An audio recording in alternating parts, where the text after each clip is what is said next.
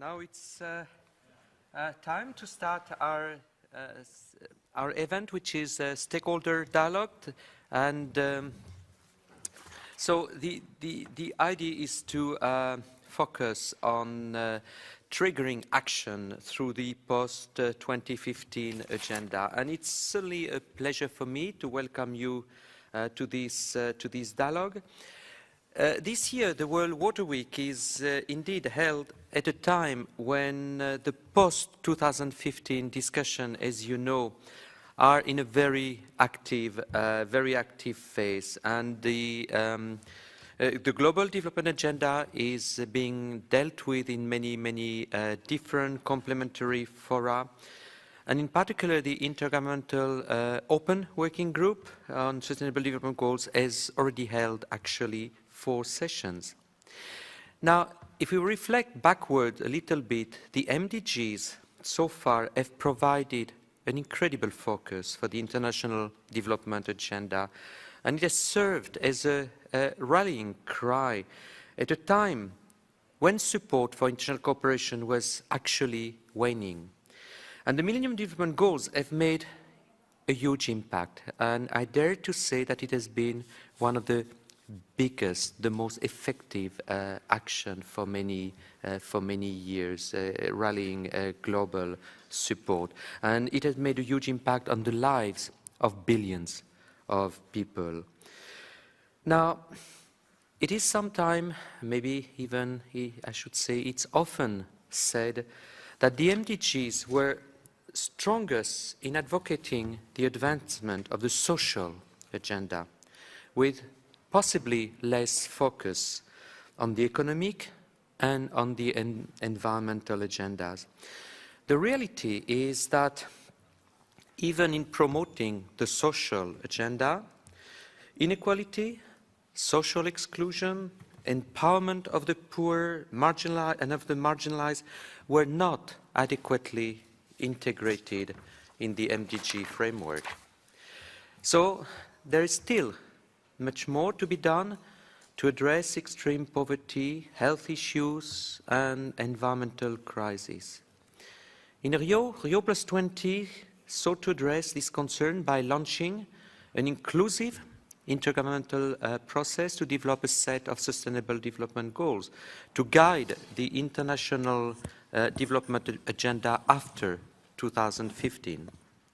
Building on the lessons learned from the MDG, and indeed terminating the unfinished business.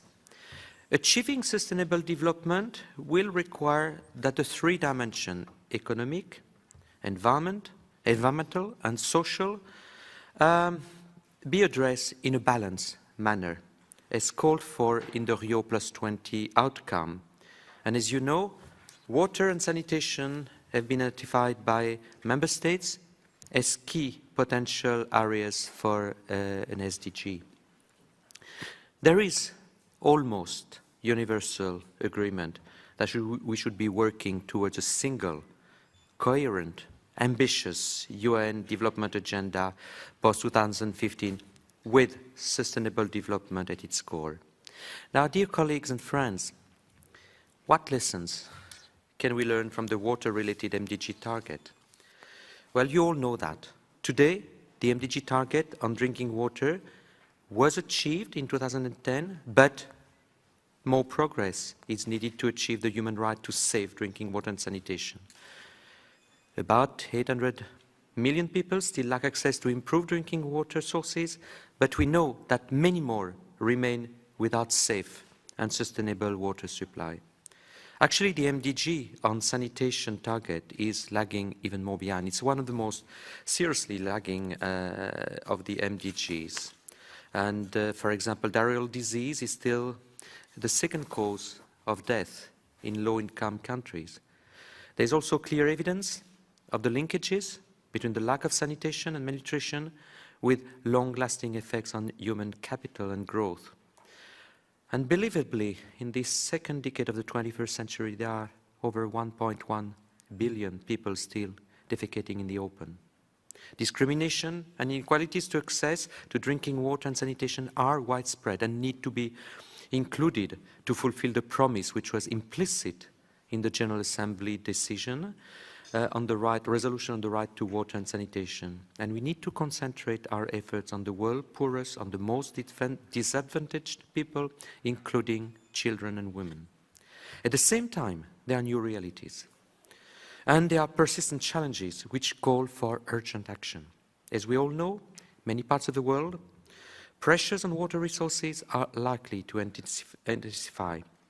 As population become more affluent, and actually indeed larger, as the demand on water for food and energy increases, and the World Economic Forum's Global Risk 2013 report ranks water supply crisis amongst the top 5 global risks, edging out issues such as systemic financial failure and terrorism.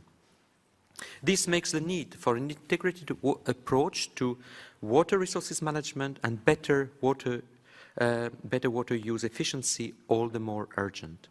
Pollution from wastewater is expected to continue to worsen due to the increasing number of people living in cities, along with the growing industrial and agricultural activities. Today, roughly 80% of global wastewater from human settlements or industrial sources is discharged untreated into the oceans, rivers, and other water bodies, making people sick and hurting the environment. So preventing water pollution and increasing wastewater management and reuse is actually not an option, not a luxury, it is a necessity. The impacts of climate change are now being felt in forms of more severe and more frequent hydrological disasters. And at the end of this month, here in Stockholm, the 5th assessment report of the IPCC will be launched, and which will give the latest scientific assessment of the situation. Let me emphasize, however, that water-related challenges, be they water scarcity, water pollution, or water-related disasters, hit the poorest and most vulnerable population the hardest. This is where we should focus our efforts, as this is where the transformative shifts are most needed. Now, dear colleagues and friends, we have less than 1,000 days left before the target date of 2015. We have now to build on what we already have, the Millennium Development Goals, and how to make the next generation of goals even better. To help Member States in formulating a vision for the post-2015 era, a number of processes and consultations, as I mentioned, have been organized at the global level, as well as regional, national levels. And I would like to highlight in particular the World We Want 2015 Global Thematic Consultation on Water, which was co-hosted by the governments of Jordan, Liberia, Mozambique, Netherlands and Switzerland. And it was indeed facilitated by UN Water and coordinated by UNICEF and UN-DESA on behalf of UN Water. Stakeholders from around the world were invited to take stock of the lessons learned from the MDGs, to identify those global water-related challenges which they deem necessary to be reflected in the post-2015 development agenda. So the participants in the consultation suggested that the future agenda should seek to achieve the MDGs, but also to build on and go beyond the drinking water and sanitation targets by calling for access to water, sanitation and hygiene for all, while encompassing water resources and wastewater management and addressing water pollution. Ladies, gentlemen, dear friends, the Rio +20 outcome document outlines an inclusive and participatory process for elaborating the SDGs through the open working group that is open to all stakeholders.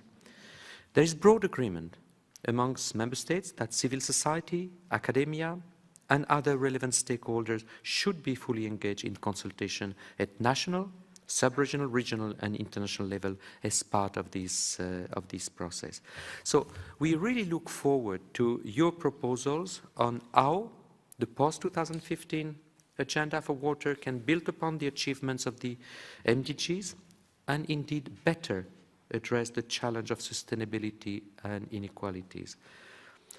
I would like also to invite you to build on the outcome on the thematic consultation, post-2015 water thematic consultation. So the ongoing discussion on post-2015 provides us with, indeed, an unprecedented opportunity to develop a goal on water that takes into account the importance for development and life in general. So we are here to listen to you, to listen to your suggestions and ideas, and help shape the agenda accordingly. So I want to thank you for being with us today. I'm confident that this dialogue will be very productive. We have very knowledgeable and enthusiastic participants in our panel, and without any further ado, I would like to start the first part of this session, which will be on the post-2015 global consultation results. And I would like to start with Paul Taylor, Global Water Partnership. Paul, the floor is yours.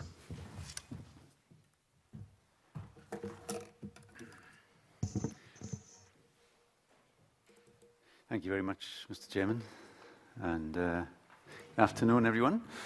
Last time I touched one of these, it fell apart.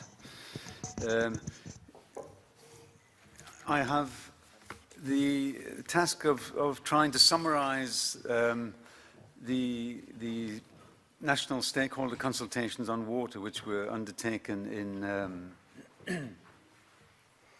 this year in 22 countries.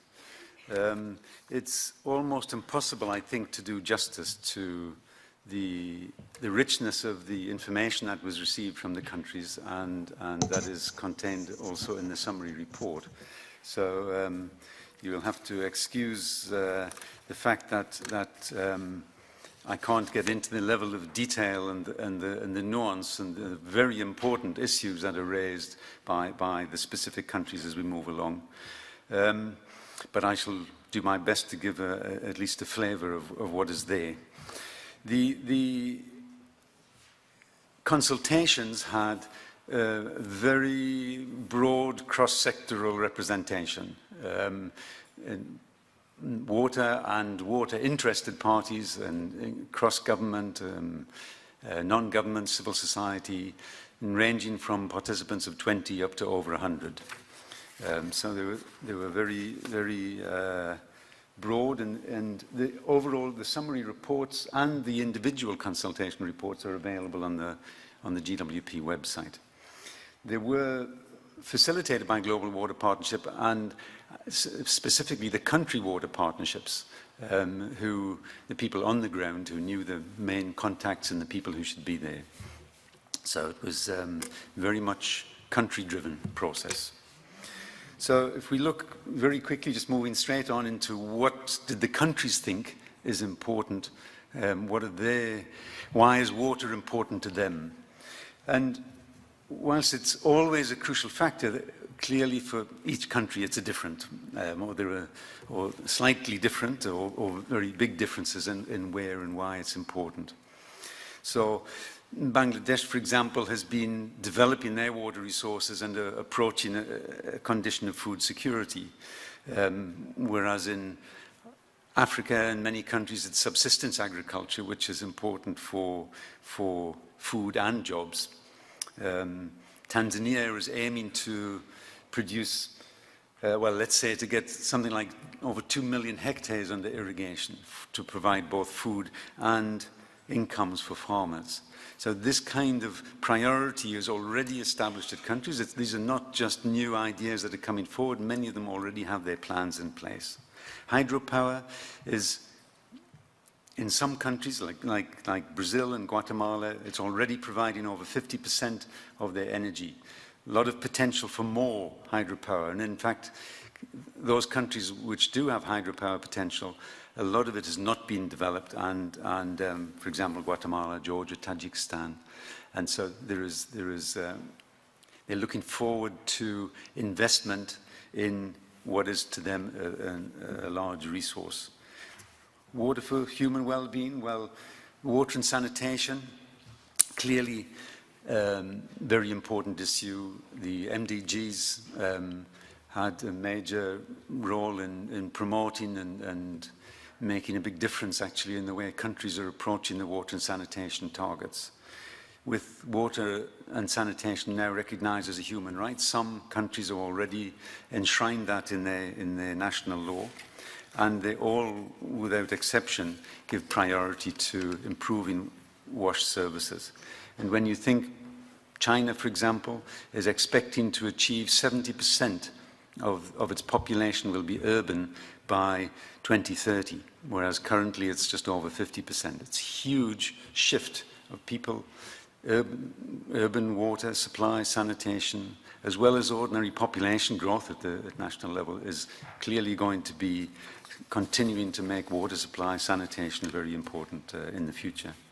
And then extreme events. These countries report them as being increasingly common, and the impact on GDP can be high. So water is not only a positive factor for economic growth, it's also a negative one. And we have to bear both sides of this in mind, I think, as we move ahead with our goals into the future. So let's move on to beyond the where they see water is important for growth, into looking now at their priority issues for the future. The consultations were kind of structured with a few topics, and these were around water resources management, pollution, wastewater, and water quality. And therefore, some issues are underrepresented. For example, agriculture, environment. They were not missing, but might be underrepresented just simply in the fact that the time given for consultation was quite limited. So those topics that you can see there are the structures that I'm using to summarize the information that came forward from them. So water resources management, well, if we look, those of you who've had the advantage to see the results of a global survey conducted on progress with integrated approaches to water resources management since Rio, will have noted that a very, very large number of countries have already been changing their water laws and their water policies. And it's clear across all of the countries that they have a very strong commitment to changing their water resources management to take on board an integrated approach. A lot of progress has been made. I mean, Brazil is a very good example with their policies and plans in place, and even down now into the state level, policies and plans being developed. But it takes a long time to get down to have these things effective on the ground. So their priorities are moving ahead with wherever they are in their water resources reforms, moving ahead to try to make them effective, both in terms of the institutional reforms that have taken place, but also in terms of actual practices and actions on the ground. And there's a list there, which in interest of time, I can't really get into much detail, but I urge you to look at them in the report. But coordination, the whole concept of integration, not integration per se, but an integrated approach, which means taking on board other agencies, other sector interests and concerns into the whole planning and management system for water resources, is a big challenge. And countries are struggling with that, and support is needed, clearly, but it is work in progress, and it will take a long time before it can be seen to be really effective. And I think those of us who are involved with coordination activities in various ways realize the conflicting interests that are there and the difficulties of achieving good outcomes. Transboundary waters, infrastructure, high priorities, and particularly monitoring. Monitoring, which means access to information. You can't manage something if you don't have the data. So quantity, what is the quantity of water that's actually available? What's actually being withdrawn and used? How much? What is the quality of the water? What is being done about pollution, and how much pollution is there? These are all recognized as very challenging issues to take into account in achieving good management of water resources. So if we look at water supply, sanitation, hygiene, all countries expressed the need for continued action on WASH. Progress has been made with the MDGs, and the impression that you get, and my colleague from UNICEF will be speaking more about this, I'm sure, after me, but progress that's been made on the MDGs, countries are already familiar with how to respond to these international goals, and they are working on this, and they all, without exception, can just see this as part of work in progress. And this, many of them actually expressed the intention that they would like to see this move towards universal access and coverage within the next 10 to 20 years. National priority issues on water treatment system, wastewater treatment systems. Again, a very, very important issue. One very evident priority across all the countries is pollution. Whether it's from wastewater or industrial waste or erosion upstream, wherever, but pollution is seen to be growing, to be little action being taken, and having negative consequences for the environment and health and in other areas. Wastewater in general is not being collected for a start. There is only 10% coverage with sewage systems in most African cities. So wastewater is not being collected. Where it is being collected, it's not very much of it is being treated, and it's being discharged into the environment. Thailand gave the example where seashell plantations off the coast have been wiped out by pollution. And so it's not just, it's affecting livelihoods. The small-scale farmers there are trying to get compensation in the order of some $300 million. You can see there's not small impacts. So the priority areas for action, or legal and compliance issues, not that there aren't any rules and regulations there, they are there, but very difficult sometimes to apply them when everyone is breaking the law. So countries already have plans in some cases to, in place to increase their wastewater treatment systems, they want to provide incentives for connections. They already have some priorities and plans expressed in these directions. And for example, Peru, in their National Environment Action Plan, are aiming that by 2021, 100% of their domestic wastewater in urban areas would be being treated, and 50% would be being recycled. So these plans are there in places, but will they get the support and I think to do it, but international goals are one of the main drivers, I think, for countries to really put pressure on for action to be taken, because it's right through from the stakeholders up to the political levels where commitment has to be made. We look at water quality. Countries, many of them are not aware, although they're aware that there's poor water quality, the extent of the knowledge about the problem is limited, because monitoring systems are not very effective. The priority is to establish, or again across the board, many countries here, and you can see there's a long list at the bottom there of ones who either want to establish or want to improve their water quality monitoring system.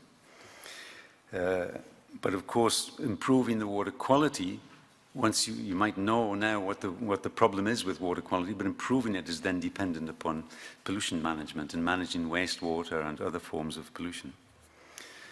So if we finally, on this point, is looking at the negative elements of water, impacts of water. And the way it was formulated, I found it quite interesting, is that although we've been talking about climate change and climate change adaptation for some time now, the way it has been operationalized or referred to in many countries is in terms of risk management. And it makes a lot of sense to do it that way. You can assessing your risks, prioritize them effectively or more effectively, and take appropriate action. But so several countries have good examples of developing risk management plans, and I think we see the need for these is also going right down into the basin level. In particular, when you're looking at water, it's a basin impact often which is there. But the risks from water-related events can range from very localized effects right through to national ones, which are going to impact on GDP. So many countries have already got experience with establishing or strengthening early warning systems. Mozambique and China, Bangladesh, all been taking strong actions, but there is much more work to be done. And particularly in terms of not just identifying the risks, but then what do you do to manage and ameliorate the risks. So finally, getting on to almost the last slide here, is the emerging goals. Countries were asked to think about the goals, but there was no specific effort to get them to, because the time and everything else, to try to structure the terminology in terms of goals. But broadly speaking, they are, as I've captured here, is achieving sustainable management of water resources, very high on the agenda, and using an integrated approach with planning based at the system level, usually the river basin. And that also means being founded on good information, understanding of the resources, the withdrawals, the water quality, and so forth. Then WASH, achieving safe and reliable drinking water supplies and sanitation for people in urban and rural areas. I think we should specifically, I think, be giving more attention to the urban areas. Countries are very concerned about urban growth, issues of connections to sewerage systems and not just on-site systems, and adequate treatment, but also collection and treatment of wastewater. And then finally, managing risk with operational plans, probably at a basin level as well, to mitigate the impacts. So those were, in a nutshell, the key points that emerged from countries. I really would emphasize again that they do have their own goals already there, but these will be strengthened by having international goals and targets which can be used to help mobilize greater resources and political commitment. So thank you very much.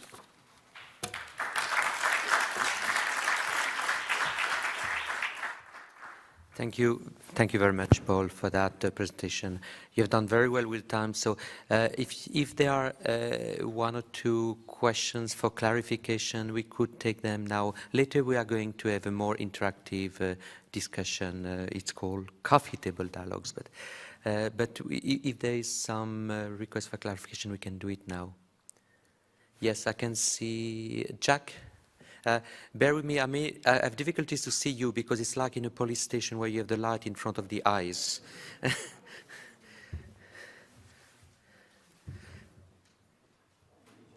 Thank you, Paul.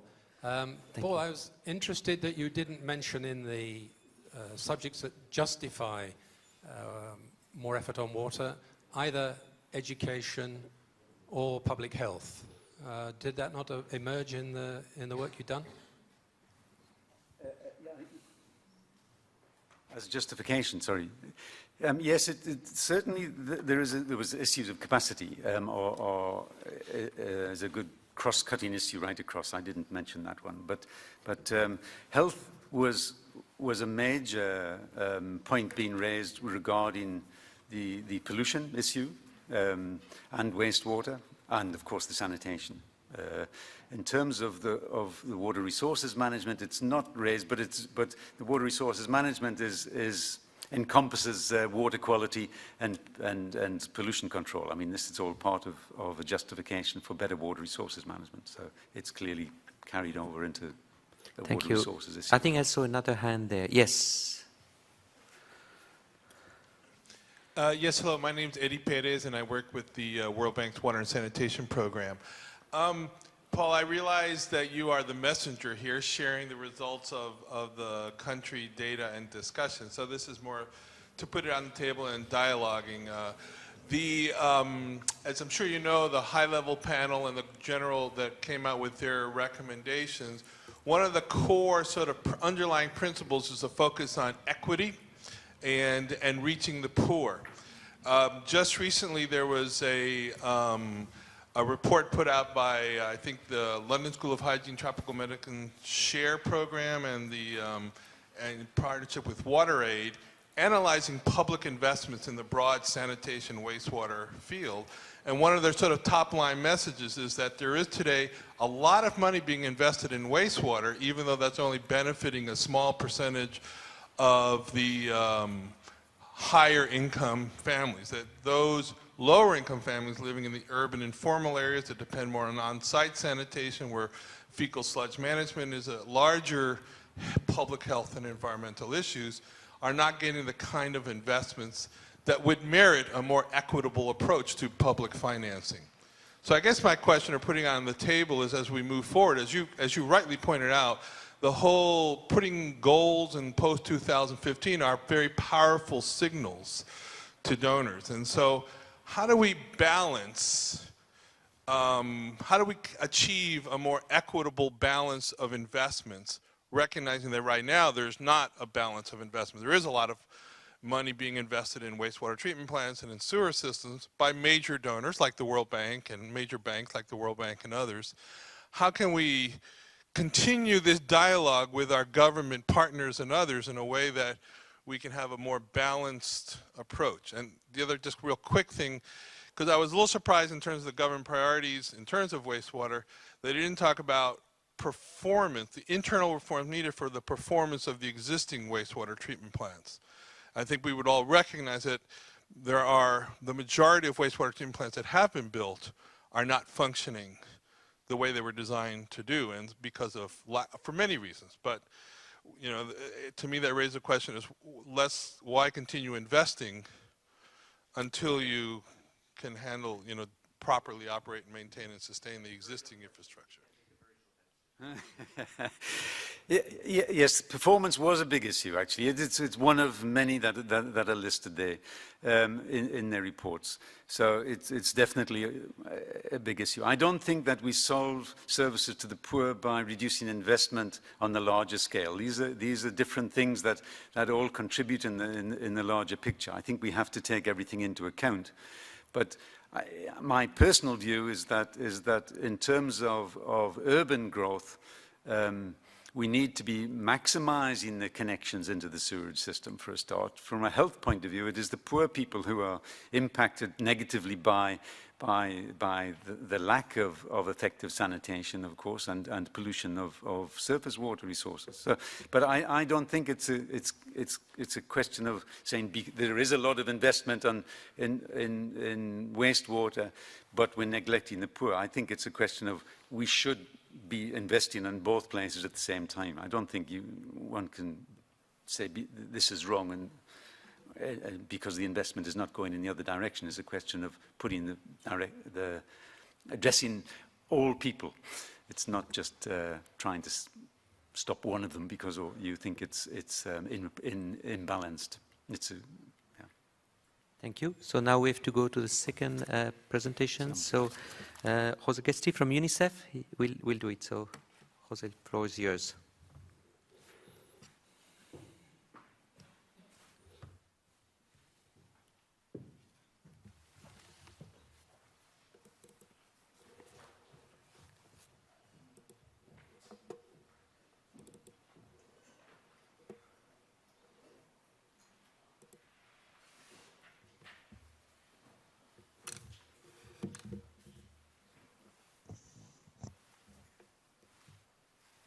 Okay, good afternoon. Thanks very much, Mr. Chairman. So my name is Jose Gesti. I'm coming from UNICEF. I'm working in the Water Sanitation and Hygiene Department. And this presentation is going to be about the results of the global thematic consultation. But also I'm going to briefly explain here the proposal for the post-2015 WAS targets coming out from the joint monitoring program. So this first slide is not to explain the full process of the post-2015. We all know it's kind of complex, but just I wanted to use this slide to put the water thematic consultation together with what my colleague just explained, the country consultations, into context. So probably we all know about the two different tracks working on developing the post-2015 agenda. We know about the intergovernmental process and the work done by the Open Working Group, that they are expected to release a report in 2014 in the General Assembly. And then we also know about the UN-led process. Probably we have all heard about the work done by the high-level panel of eminent persons. It's been just said that they released their report in May, and we've seen that they have already asked for a standalone water goal frame under water and sanitation to achieve universal access to water sanitation, but with targets that they encompass further water resources management as well as wastewater management and water quality. So it's in this context, in the context of the UN-led process, where we see the country consultations that have been now explained, and also the water thematic consultation, and I'm going to explain now the main conclusions coming out of this consultation. So the consultation started in November 2012, and it's been going on our website and our dedicated website for a couple of months till March 2013. The results of the consultation have been captured in our report, as well as my colleague has explained, done by WYPW. We have collected all the insights from this consultation, and we have prepared a complete report that is available on this website. This website is the World We Want 2015-Water, which has been the main vehicle for our discussions on water. I forgot to say earlier that the water thematic consultation, it's been in the context of, it's been one of the 11 thematic consultations that have been carried out. We all had similar objectives and the main goal for the consultations. Our consultation, as Mr. Jago has already explained, has been facilitated under the umbrella of UN Water, and us in UNICEF, together with our colleagues in UNDESA, have been coordinating all these discussions. Our consultation has been hosted by 5 governments, by the governments of Switzerland, the Netherlands, but also governments from the south, Liberia, Jordan, and Mozambique. And as I was talking about the objectives of the consultation, from the very beginning it was very clearly stated in the concept note of this consultation, similarly to the other 10 thematic consultations, that our objectives were very clear. There were 3 clear objectives. So the first one was to stimulate a wide range of stakeholders to discuss around water issues. It was our goal to really reach everywhere, every corner in the world, to get the opinion and comments by everybody in every corner. And this includes civil society, individuals, private sector, UN agencies, member states, etc. The second clear objective of this consultation was to analyze and gather experiences and comments around the implementation of the MDGs, in our case, in the water consultation, around water and sanitation. And the third clear objective for all the consultations, including ours, it was to foster a shared vision of what it could be, in our case, a potential future war on water. The way we have organized this consultation, it was a main global discussion on our website with kind of easy questions, so we could capture the opinion of everybody. It was around the broad, big water, and then we have 3 more narrow sub-consultations around specific topics such as water, sanitation and hygiene, but also water resources management, and the third sub-consultation was around wastewater management and water quality. So in terms of how well we've done with our first objective, which it was to reach out, we are very happy to see that during the time of our consultation from November 2012 to March 2013, our website has been the most popular of the 11 thematic consultations. We had more than 180,000 page views and comments, thousands of comments in our proposed discussions. We just see in the graph how well the other consultations have done. But not only this, we are also very happy to report back now and say that we have really reached participation from the Global South, and we have almost matched the participation from the South with the participation from the North. So we are really proud to say that we have really reached out. In terms of the second objective, it's been already discussed briefly here. The second objective of the consultation was to gather experiences about the implementation of the MDGs. And something has been already said here, but what it's been a global consensus or a consensus in our consultation is that the implementation of the targets on water and sanitation have really led to a global focus. And this is mainly because of the goals that have been proposed were measurable goals. This has really strengthened accountability at all levels. This is something that it came very strong in our consultation, and it has stimulated accountability. And something that it's been already said here, and it's very important, is through these targets on water and sanitation, we've been able to see an increase in funding for water and sanitation targets. But we have also gathered in our consultation a lot of comments and a lot of considerations about the shortfalls of the implementation of the water MDGs. Because we know, and it's been also mentioned here already, that there's been, these targets, the way they were proposed, they didn't really favor the interconnection with other sectors. And it was a question right before my presentation. It was a missed opportunity to link water and sanitation with other sectors such as education and health. And this has been really well captured in our consultation. Also, we have been told several times that it's not good enough just to pick, to target those who are easy to reach. It's not enough to really reach those who are easy. We really have to target the most poor and marginalized, and we have to reduce, we've been really asked to reduce inequalities. Also, it's been very curious, and we have a lot of comments, because although the targets on water and sanitation were captured under an MDG for environmental sustainability, it's been really questioned during our consultation how well we've done really towards environmental sustainability, especially when targets on water and sanitation really didn't capture water resources management and wastewater and water quality. Finally, in terms of, I'm going to be very brief, of course the report is available on our website, but just in terms of fostering a shared vision for a potential water goal in the next development agenda. There are different conclusions, but I'm just going to go over the most essential ones. So it's been really clearly stated in our consultation that water is essential for social, but also economical and environmental sustainability, and therefore also for poverty reduction and to achieve global sustainability. It's been very clear in the context of climate changing and increasing trends for urbanization and population growth that water security is on risk, and there are three indispensable elements to build a water secure world.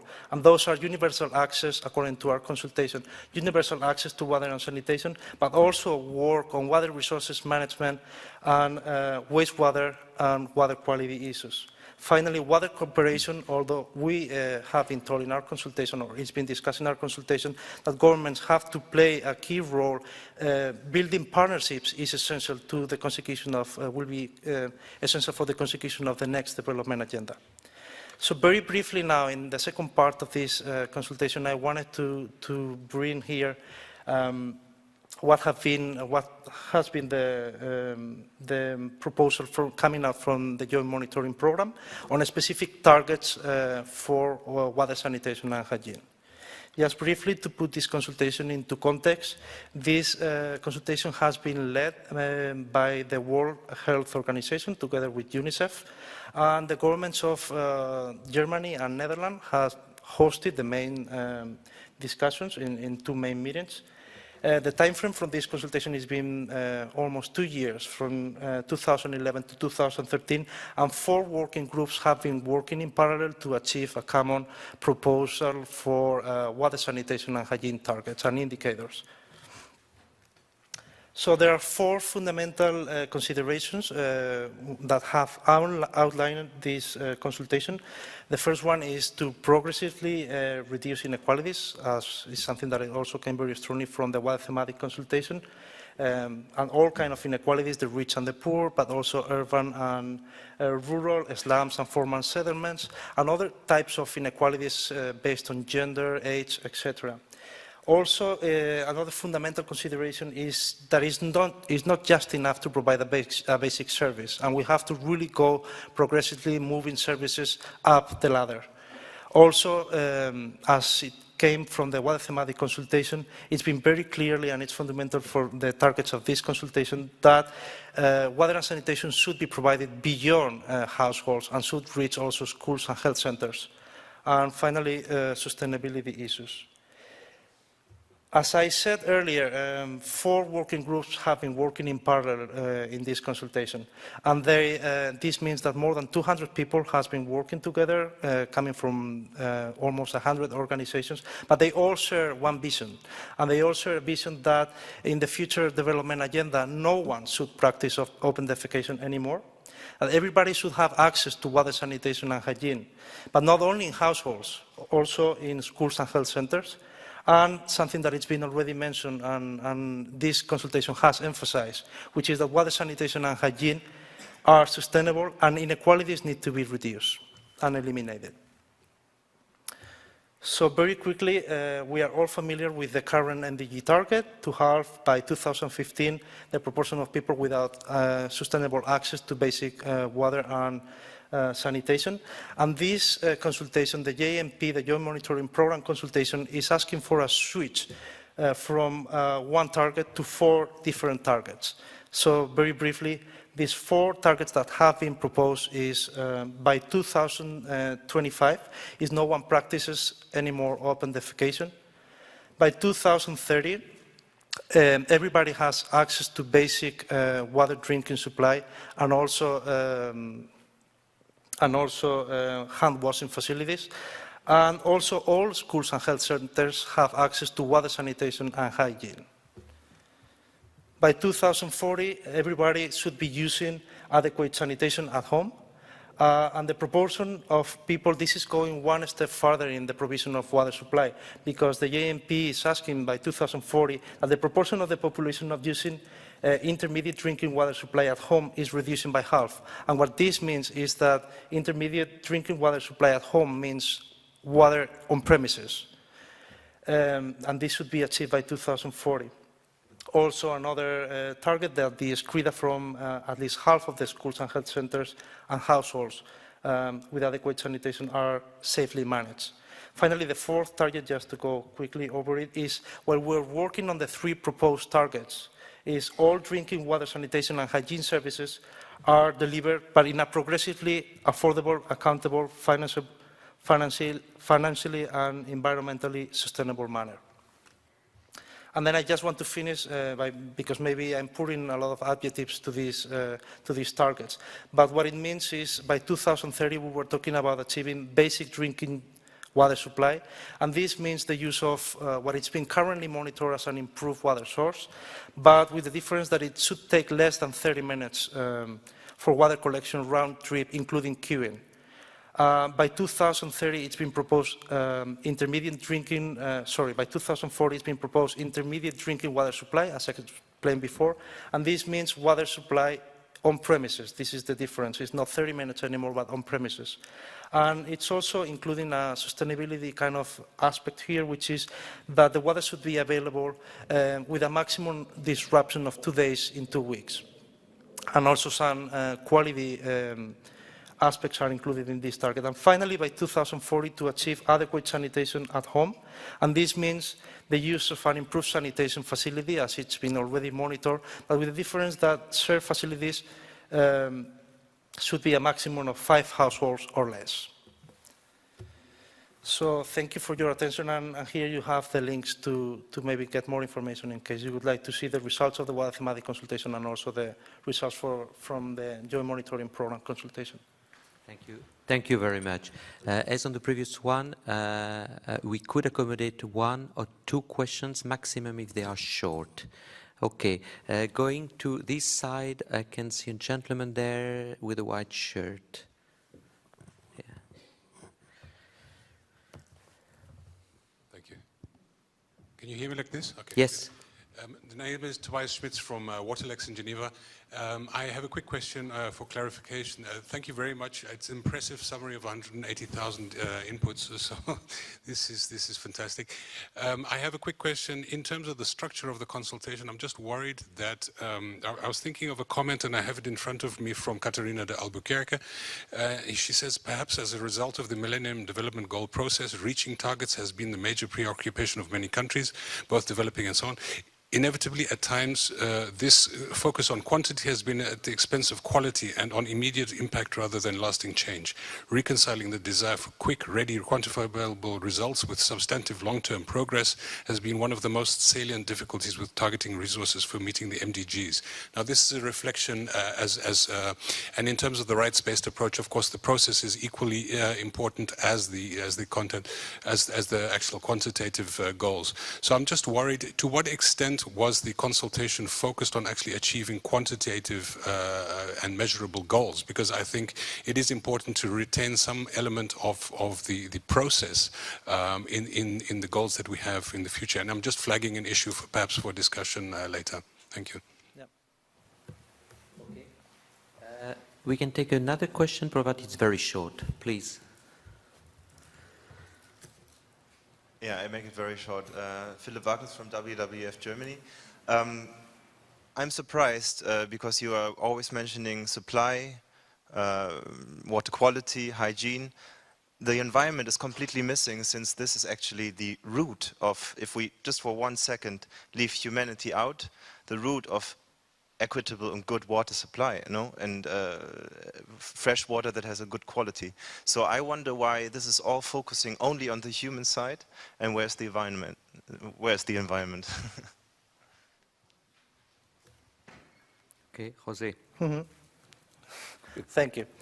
So in relation to the first question, and we've been really working, it's been a pleasure for us to have Caterina Albuquerque facilitating, including some of our discussions. And we have a dedicated week to inequalities, and it's been a pleasure to have her views and also to trigger very interesting discussions. In terms of achieving long-term results and sustainability, we've been just pure facilitators of the conversation, so we've just been gathering what others have said. And what I can say in terms of achieving long-term results and sustainability is that sustainability issues have come recurrently to our consultation. I mean, it's been said, and there have been several comments, that yes, we've been able to reach the MDG target on water, but we know that many services, they are not operative, or they are not even working in, and we know in the north of Africa, it's been said in our consultation that between 30 to 50% of the hand pumps, in many cases, they are not functional. So yes, sustainability issues have come very strongly, and this has been one of the major recommendations coming out from our consultation, that it was endorsed by members of the high-level panel in a meeting in The Hague during the World Water Day. Sustainability issues come in the recommendations of our consultation as something that cannot be overlooked anymore in the new development agenda. So it's a subject that it really came very strongly. In terms of the environment, as I have said, I mean, and we have a dedicated week on discussions, even facilitated by colleagues in WWF. And it came also very clearly stated that that we really have to look at the environment, and the services that the environment and the ecosystems provide are going to be essential to meet our targets on water and sanitation provision, and more generally in the broader perspective of the water sector. As I said before, it's been one of the clear conclusions from the implementation of the MDGs, that although we've been mysteriously captured under the goal of environmental sustainability, the targets, the way that they have imposed on achieving water supply and sanitation services, did not really provide any help to environmental sustainability. And as I said, this has come clearly be stated in our consultation that the next development agenda has to really be a water, I mean, we are really sharing the vision of a water goal which encompasses as well water resources management and wastewater and water quality issues. And of course, this is looking at the environmental side of development. Okay, thank you very much. We have to go to the next phase of this. Thank you very much, Jose. Thank you very much, Paul. I mentioned that UN Water has been supporting the work of the Open Working Group for the development of SDG. So we would like to give you more information on that. And I would like to start with Thomas Chiramba from UNEP. While he's coming to the podium, I've been informed that from 3 o'clock there will be coffee outside. We shall not break for coffee because the agenda is very tight. So if you feel like drinking coffee, please fetch it after 3 o'clock outside. Thank you. Thomas. Yeah, thank you very much, Michel.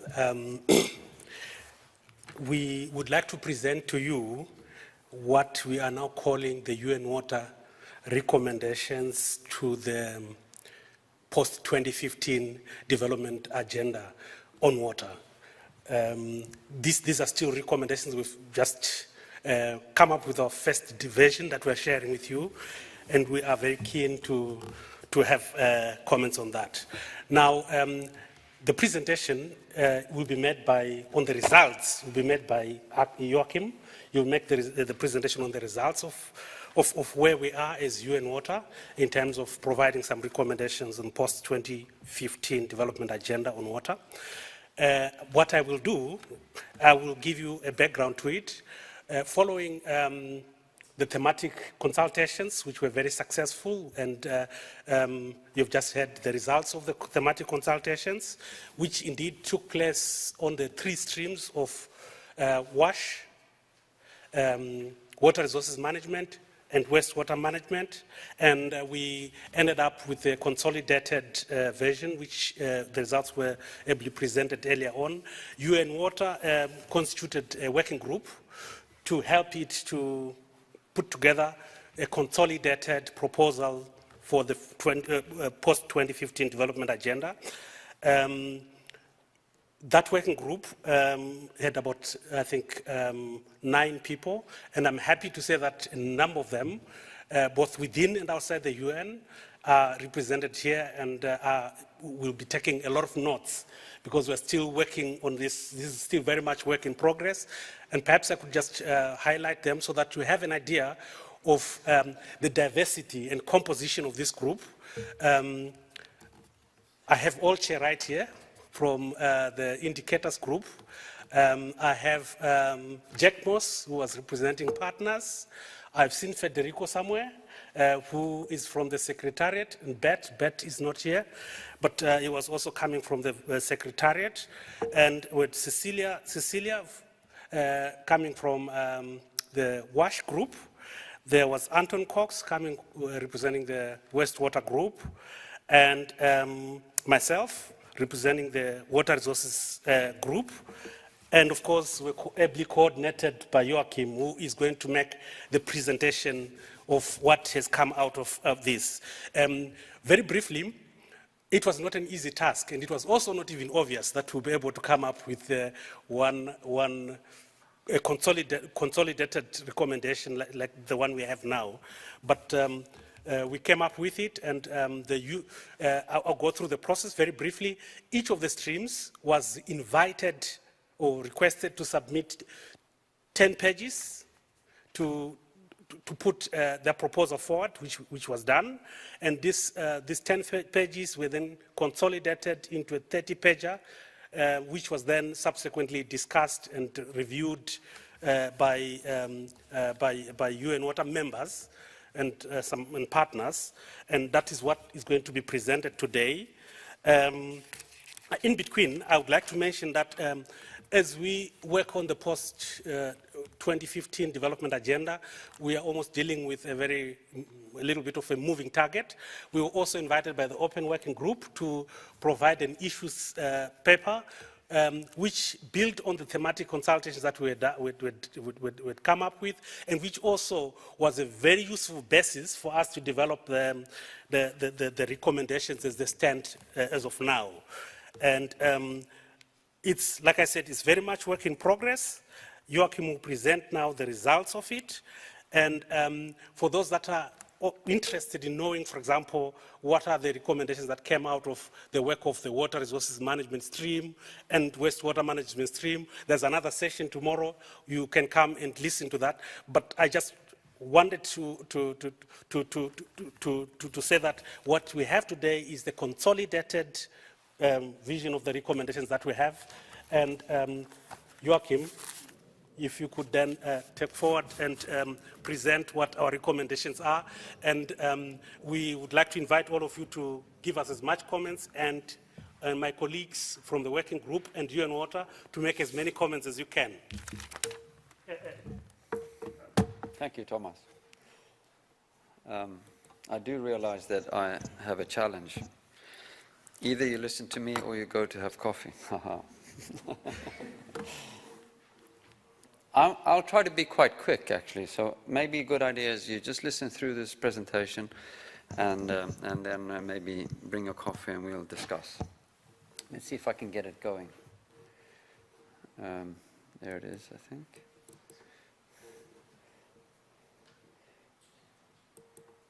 In fact, I must say that the speakers before me have made it quite easy, because several of the elements of what I'm going to say have already been mentioned, so we don't have to repeat it too much. So this is emerging. It's emerging, work in progress, advice, proposal, recommendations from us in UN Water on a dedicated global goal on water. So the intention, as Thomas also said, is here to contribute, to be an active part of this consultation process towards Sustainable Development Goals, and also in the whole discussion of the post-2015 development agenda. And one of the starting points that we had was the Rio +20 outcome document, that conference, because that also shaped the priorities, and it also, that's where there was a call for Sustainable Development Goals. And also has been elaborated by several of the speakers earlier, it builds tremendously on thematic, on national, and on regional consultations. So, and you will see that. You will see that what we have come forward with here very much is aligned to what we've just heard. But it also draws on recent work from other groups, like the high-level panel report of eminent persons, the Sustainable Development Solutions Network, what they came out with, UN Global Compact, and also, of course, the discussions that have been now with the Open Working Group themselves. And we will continue. So this, in fact, this workshop today is one way of collecting feedback, and you'll be working in these coffee tables to help us take this forward. So see this as a little bit as a starting point, definitely not an end point. So why do we need a Sustainable Development Goal? Well, we know that water, it's a little bit like preaching to the converted in this forum, I think, but nevertheless, water is very essential for sustainable development, and it has large implications on productive uses, on the economy of our societies, to mitigate risks, and it's a risk in itself. It's a basis for our health and our living and so forth. And we know that there's an increasing pollution, there's an increasing competition, there's an increasing consumption, and so forth, and therefore we need to address this in a collective way. So we believe that there's a need for a dedicated goal on water, and as such, this is a unique opportunity to address all these challenges in a coordinated manner. But we want to build on lessons learned and on commitments and experiences. So As we have heard from the chair initially here, who went through a little bit about the MDGs, how important they've been, and what we've learned from that.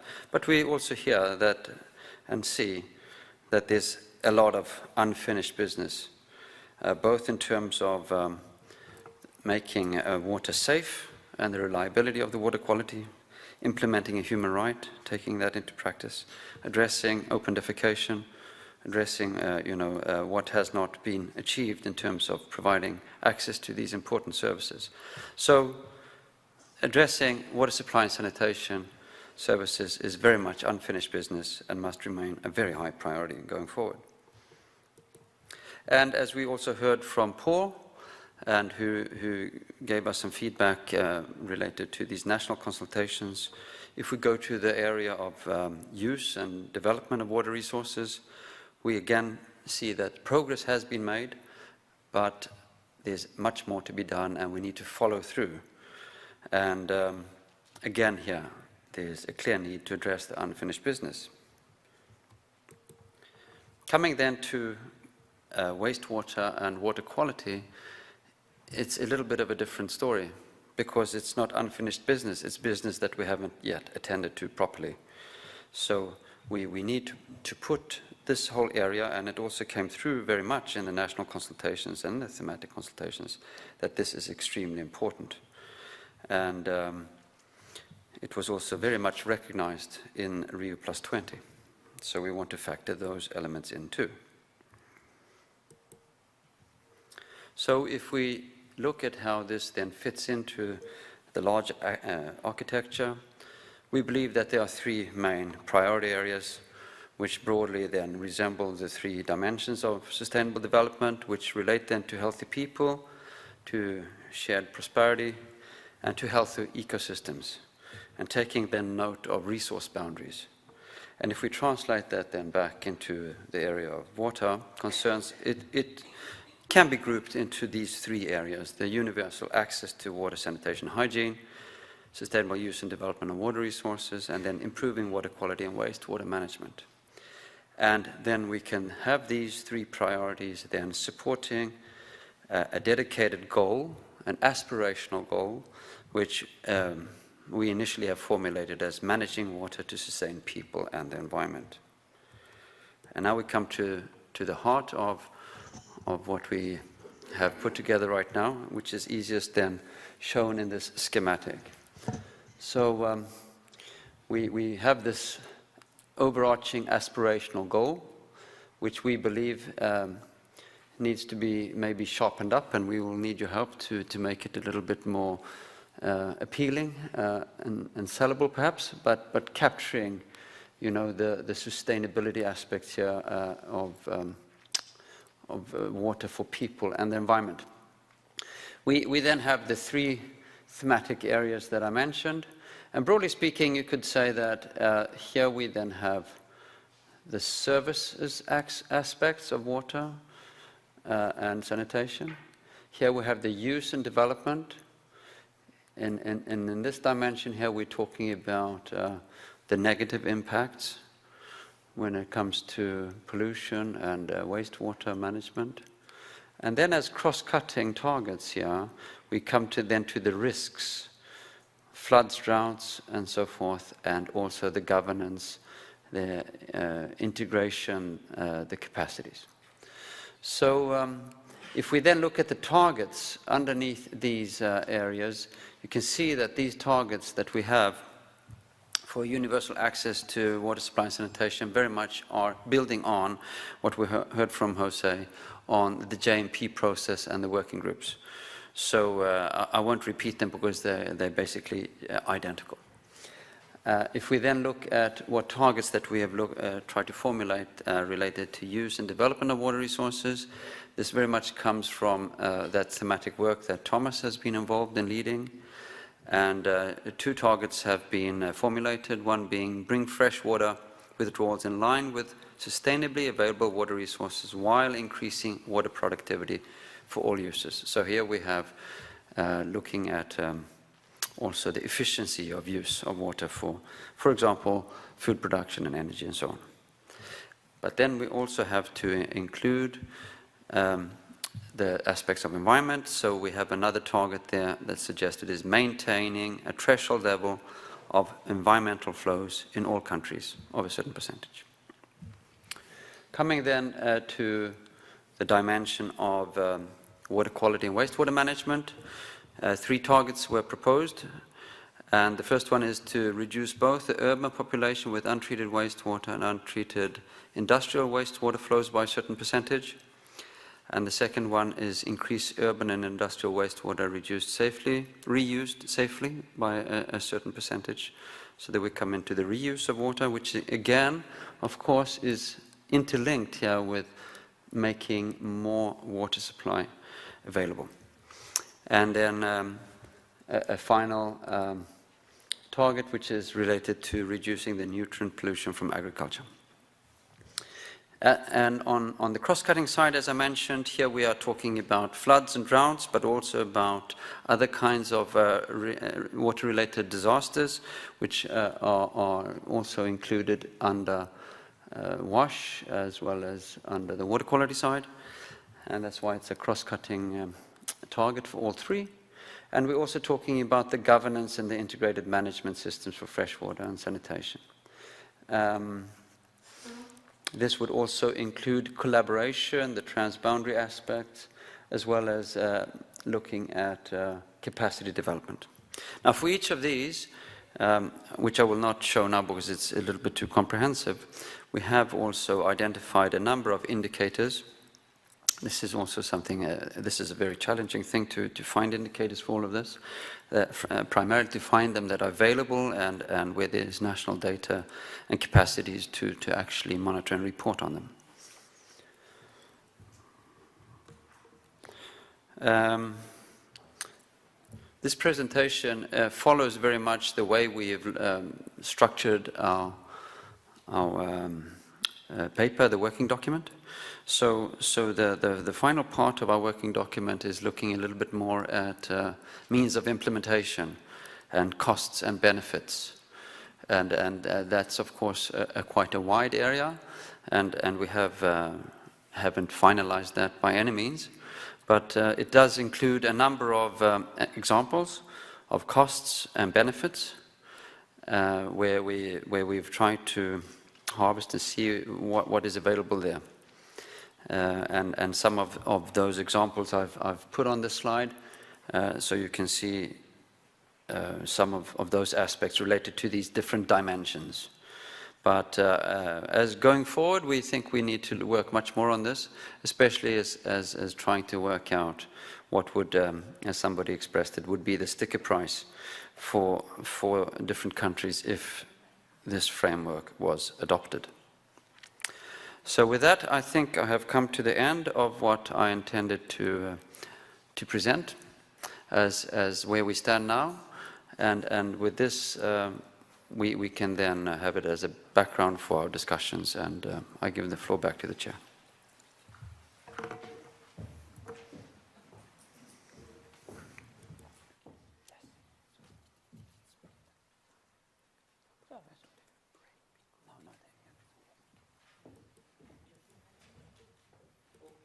So, thank you for those of you who delayed getting your coffee until the end of the presentation. So now, we can take questions for about a quarter of an hour. So, yeah, I can see a hand here first. Yeah, please. Yeah. Maybe introduce yourself, please. Yeah, my name is Mtegeki. I'm coming from Tanzania. I just wanted to give an input to the goal, which reads, water managed to sustain people in the environment. I was thinking when you say water, you just think in its whole cycle, from water resources up to wastewater. But I see there is a missing link of sanitation. Probably it could have been water and sanitation managed to sustain people in the environment. That is my suggestion, to include water in its life cycle. It starts from the water resources up to wastewater. It includes everything, but there is a link of sanitation which is missing. I shall take 2 or 3 more questions, and then I will ask our colleagues to answer. Yes, please. Yeah, Al Duda, a retiree from the Global Environment Facility. A question about groundwater. Implicitly, it's certainly all in here, but should you use the word surface and groundwater so people just don't always think about surface water and forget the 97% of the water that's available? Thank you. Another question here? Just, yeah. Hi, Lena Barrera from Conservation International, and I have a input to the goal that actually might touch on Al Duda's point. When you say water managed to sustain people in the environment, it sounds a bit one-sided, like you're just dealing with the water itself. Where when we're talking about the environment, of course it's complicated because water is both a result of a healthy environment and an input to a healthy environment. So one of the suggestions that we had was that you talk about environmental flows, which you do further down, and I think that actually captures it better and then may capture some of the groundwater concerns. So just something for consideration of sort of capturing all the complexity that's involved with the environment side of it. Thank you. Yeah, please, and then I will ask some replies, comments, feedback. My name is Minh Châu Nguyen. I come from East Midwest Foundation, an US-based NGO. I just want to throw out issues that we can use it for discussions. Much of our goals and linking is really aimed at health benefits, but I'd like to bring up on the table the issues of human dignity, human security, particularly if you look at through the gender lens. In the sanitation area, you've seen that young girls and women have been raped and all sort of thing, you know, going open defecation. So it should be brought out. And when we do the interview with the various focus group, the issues that concern them is not so much of the health issues, it's very much of the dignity, the privacy, and the safety of these people. So I'd like to make that an issue that we should focus on. Thank you. So here I shall pose to ask Joachim and Thomas to reflect on these comments. Okay, thank you. I think there were some very good comments made and suggestions. As far as I've understood, what we'll do today, and you'll soon do, is at the tables you will actually be able to brainstorm on different goal formulations, and we will at the end of that beam them up and maybe have a little bit of a voting or something like this.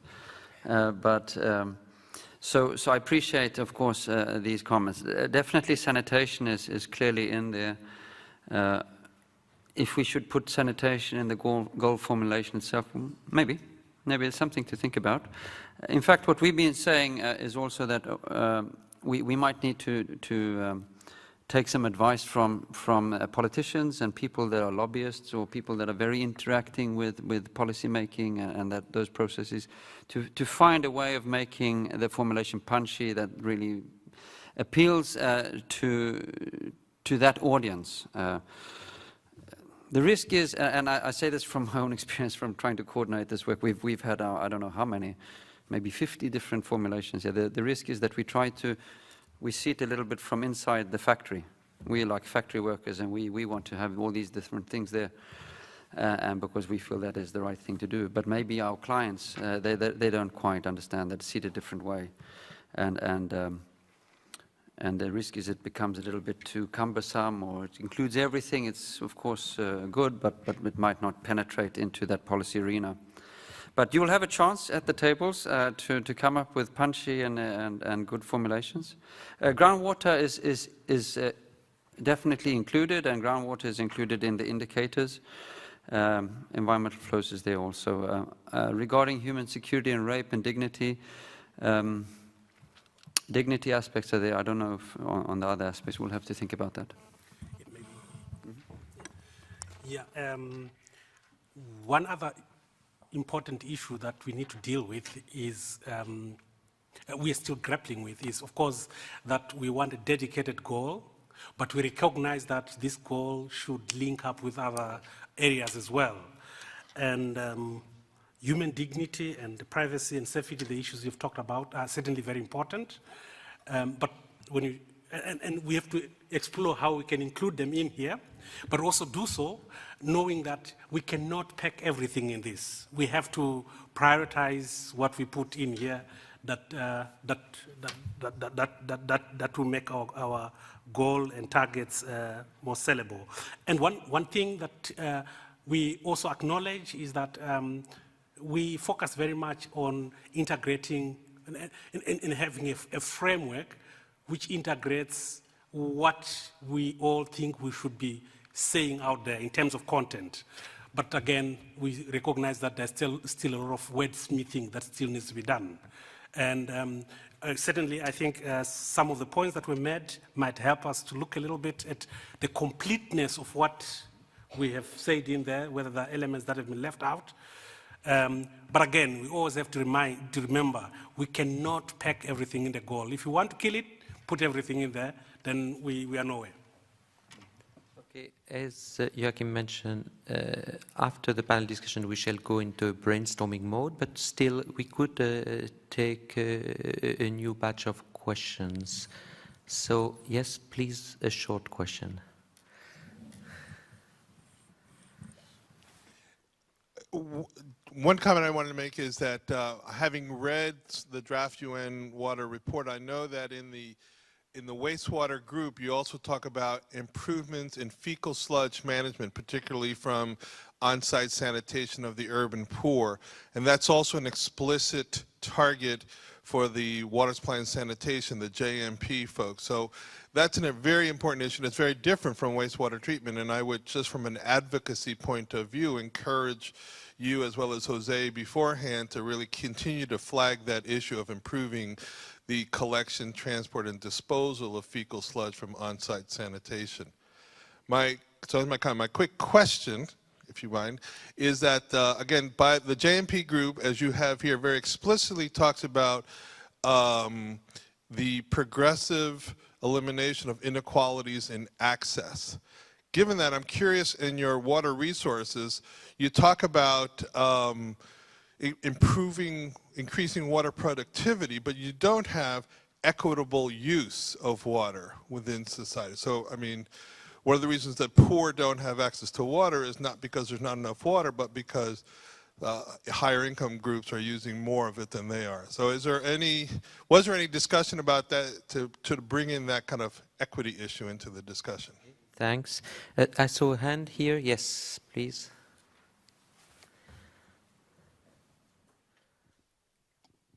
Thank you. I'm Hilary Sam. I'm with Canada's Department of Foreign Affairs, Trade and Development, the former CETA. My question is this.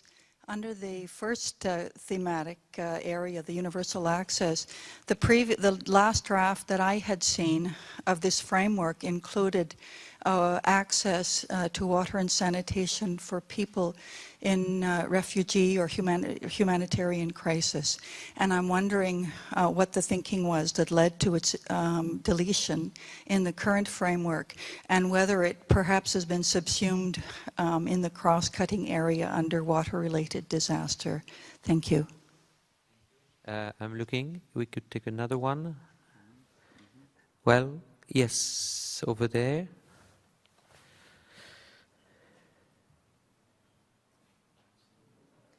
I'm Indika representing Cabinet UNDP. I'd like to, this is not a question, just a comment.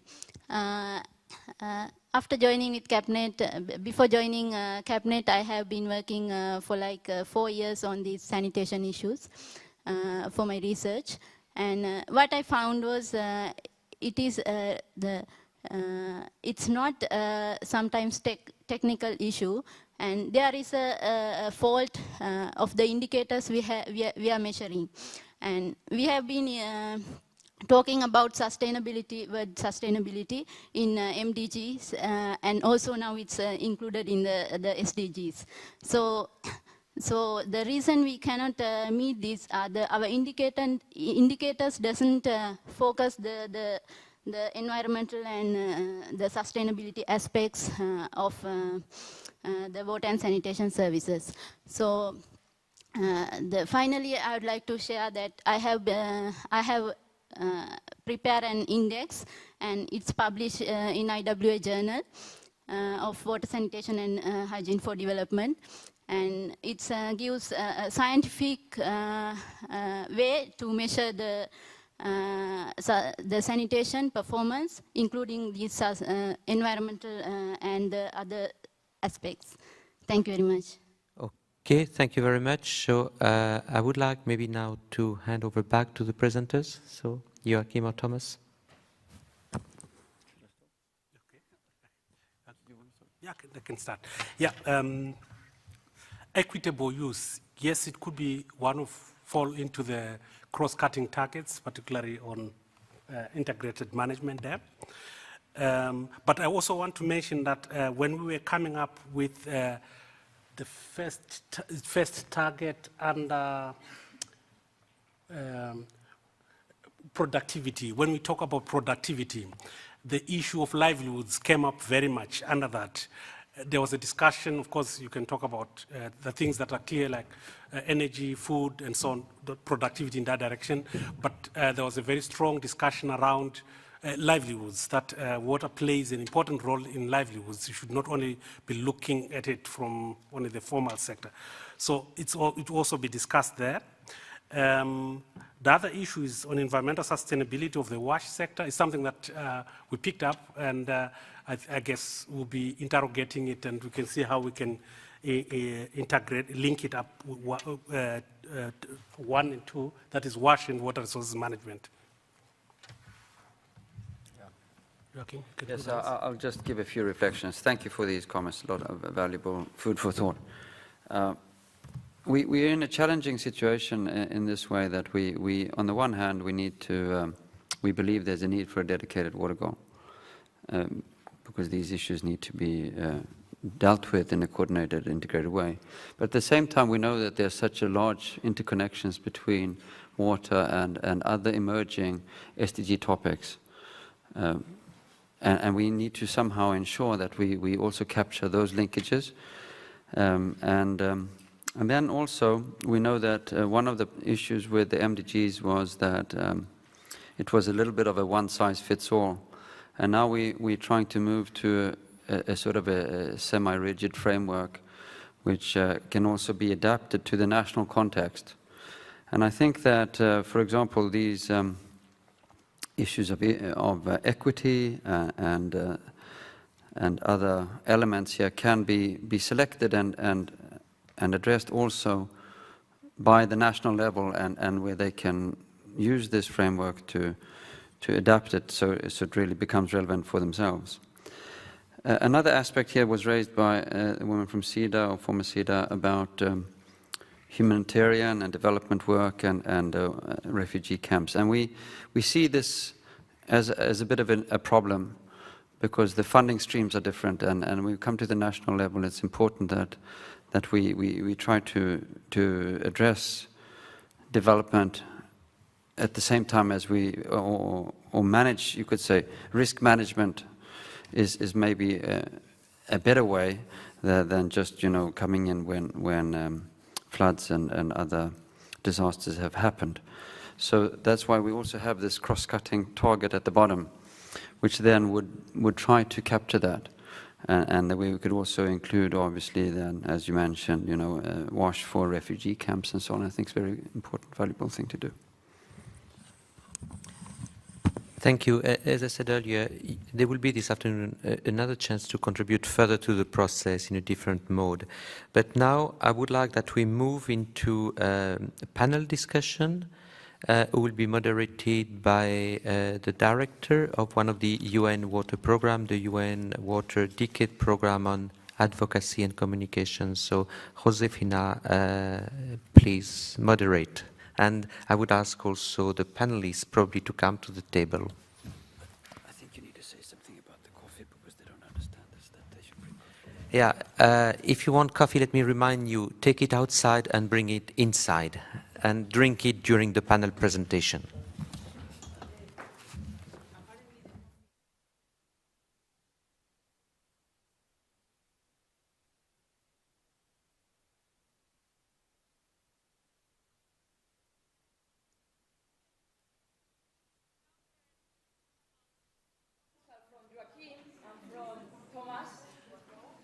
have heard where it was coming from, which is all these processes, very complex processes.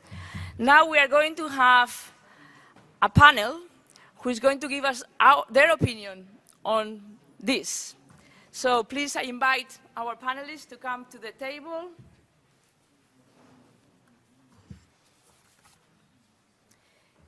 How does this work? Excuse me, how does this work?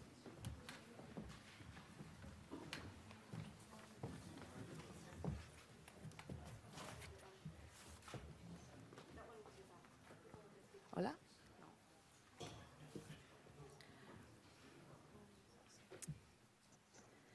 So, yes.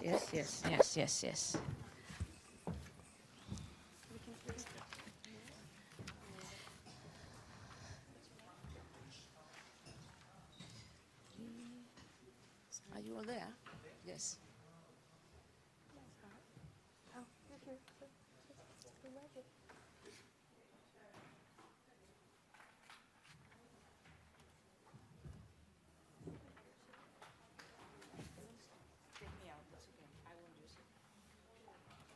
So we have here Bena from Pepsico, and he's representing the CEO of Water Mandate. We have for Women and Society, we have Khin for Women for Water Partnership. We have for the farmers community, Bruce Wills, all the way from New Zealand. You know, very welcome. From the World Farmers Organization. Then we have Bart, Devos, from the youth group, from the World Youth Parlia-ment for Water, very welcome too. And finally, we have Nina Odenwael-der, is that okay? From GIZ, representing international cooperation. All of them have been listening to you very hard, and they have been thinking about which advice they can provide in relation to the work that we have done so far. So I am going to ask them to answer 4, 5 questions. The first one, maybe relatively easy, is about if we need a dedicated water goal. So what do you think about that? The second one is about, we heard about the structure and functions of the water goal. So we want to hear from you what you think about that. Is it covering everything we wanted to cover? And the third question is about your thoughts about the kind of targets are here. You know, are they good enough or are there something missing there? So that's the third question. Then the fourth question, most important, which is what we have done in this session, is whether this will help us trigger action. And if so, what else we need to do? So is this enough, these water goals and these targets and indicators, or there is some measures that we need to take to make sure that this happens? So, without further ado, I would like to start with a question. Dan, maybe you can start. Do we need a water goal? What do you think? So you told me to answer quickly and then go into some detail. So the answer quickly is yes. We need a dedicated water goal. I'm with PepsiCo and also here as a CEO Water Mandate endorsing company.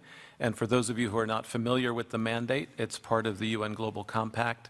It's a business-led initiative focusing on direct operations, supply chain and watershed management, collective action, public policy, community engagement, and transparency. So that, in a nutshell, is sort of the definition of water stewardship.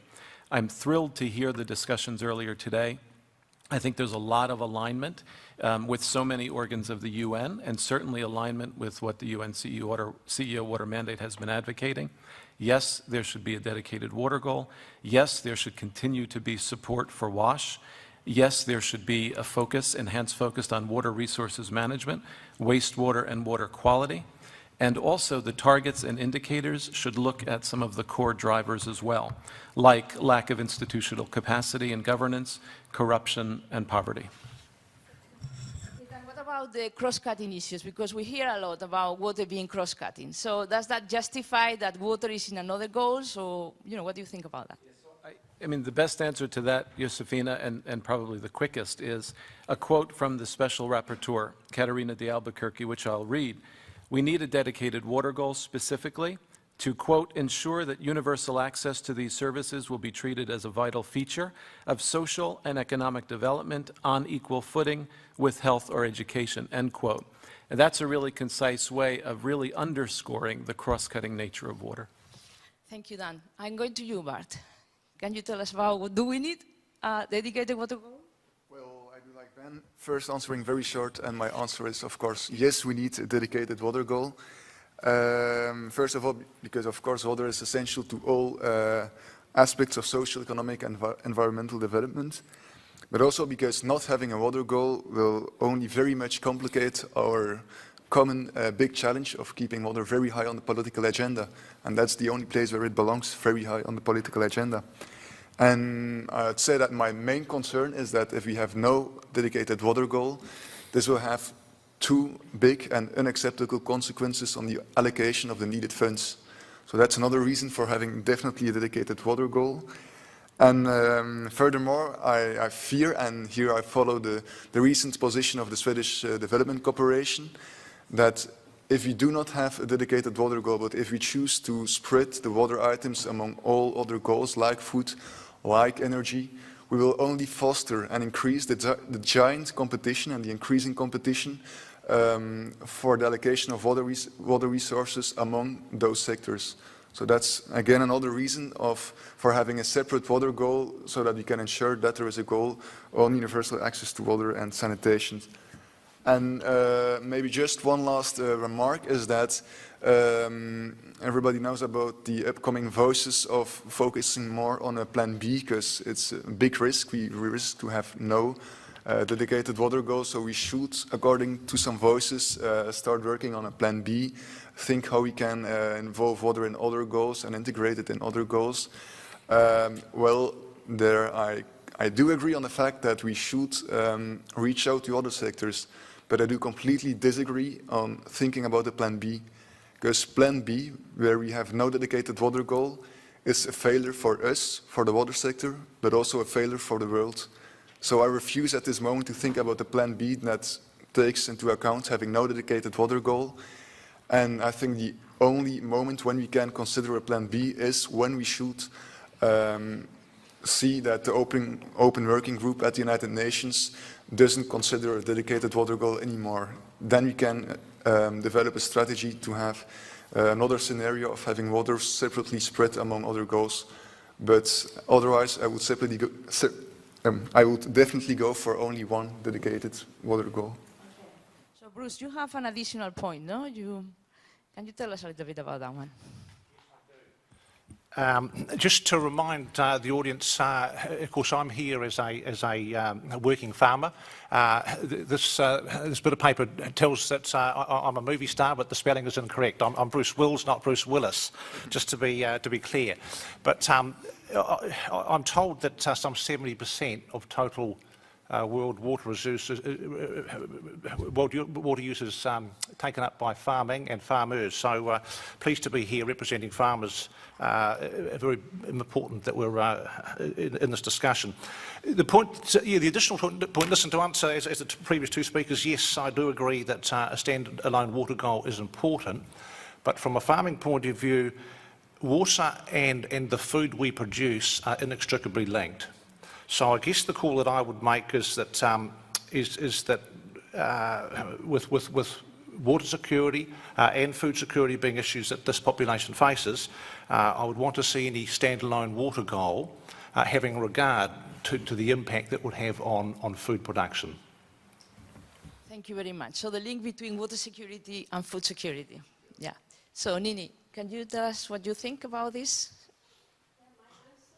Yes. And if I can elaborate a little bit, of course I represent the women's society.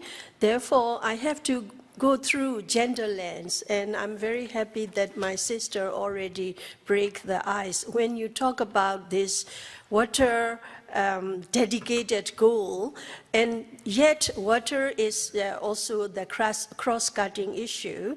We have the similar experience in gender mainstreaming. We were always put at the footnote, and oh, you're there.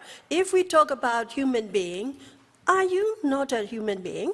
So things like that. When we talk about water, also back in my home country, which is Myanmar, I was always faced the thing that, oh, we talk about environment. Water is part of environment. So I would say, because of that cross-cutting issue, we still need the dedicated water goal. It's just like cream in the milk. You know, we should not be under all the issues that we belong to, but like a cream, we should be more visible.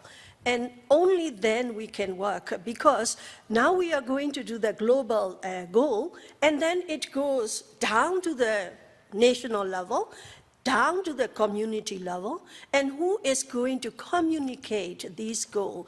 And I dare saying that more than half of the world population is women, and we take upon us, we are going to communicate. Therefore, we need that not as underneath all the cross-cutting, but visibly like a cream on top of milk. Thank you. Thank you, Nini. You got a clap there. So, Nina, I know that the Nexus perspective is, very strong in GIZ and in Germany. So, can you tell us a little bit about this dedicated water goal and how we can integrate this Nexus perspective, if we want this goal?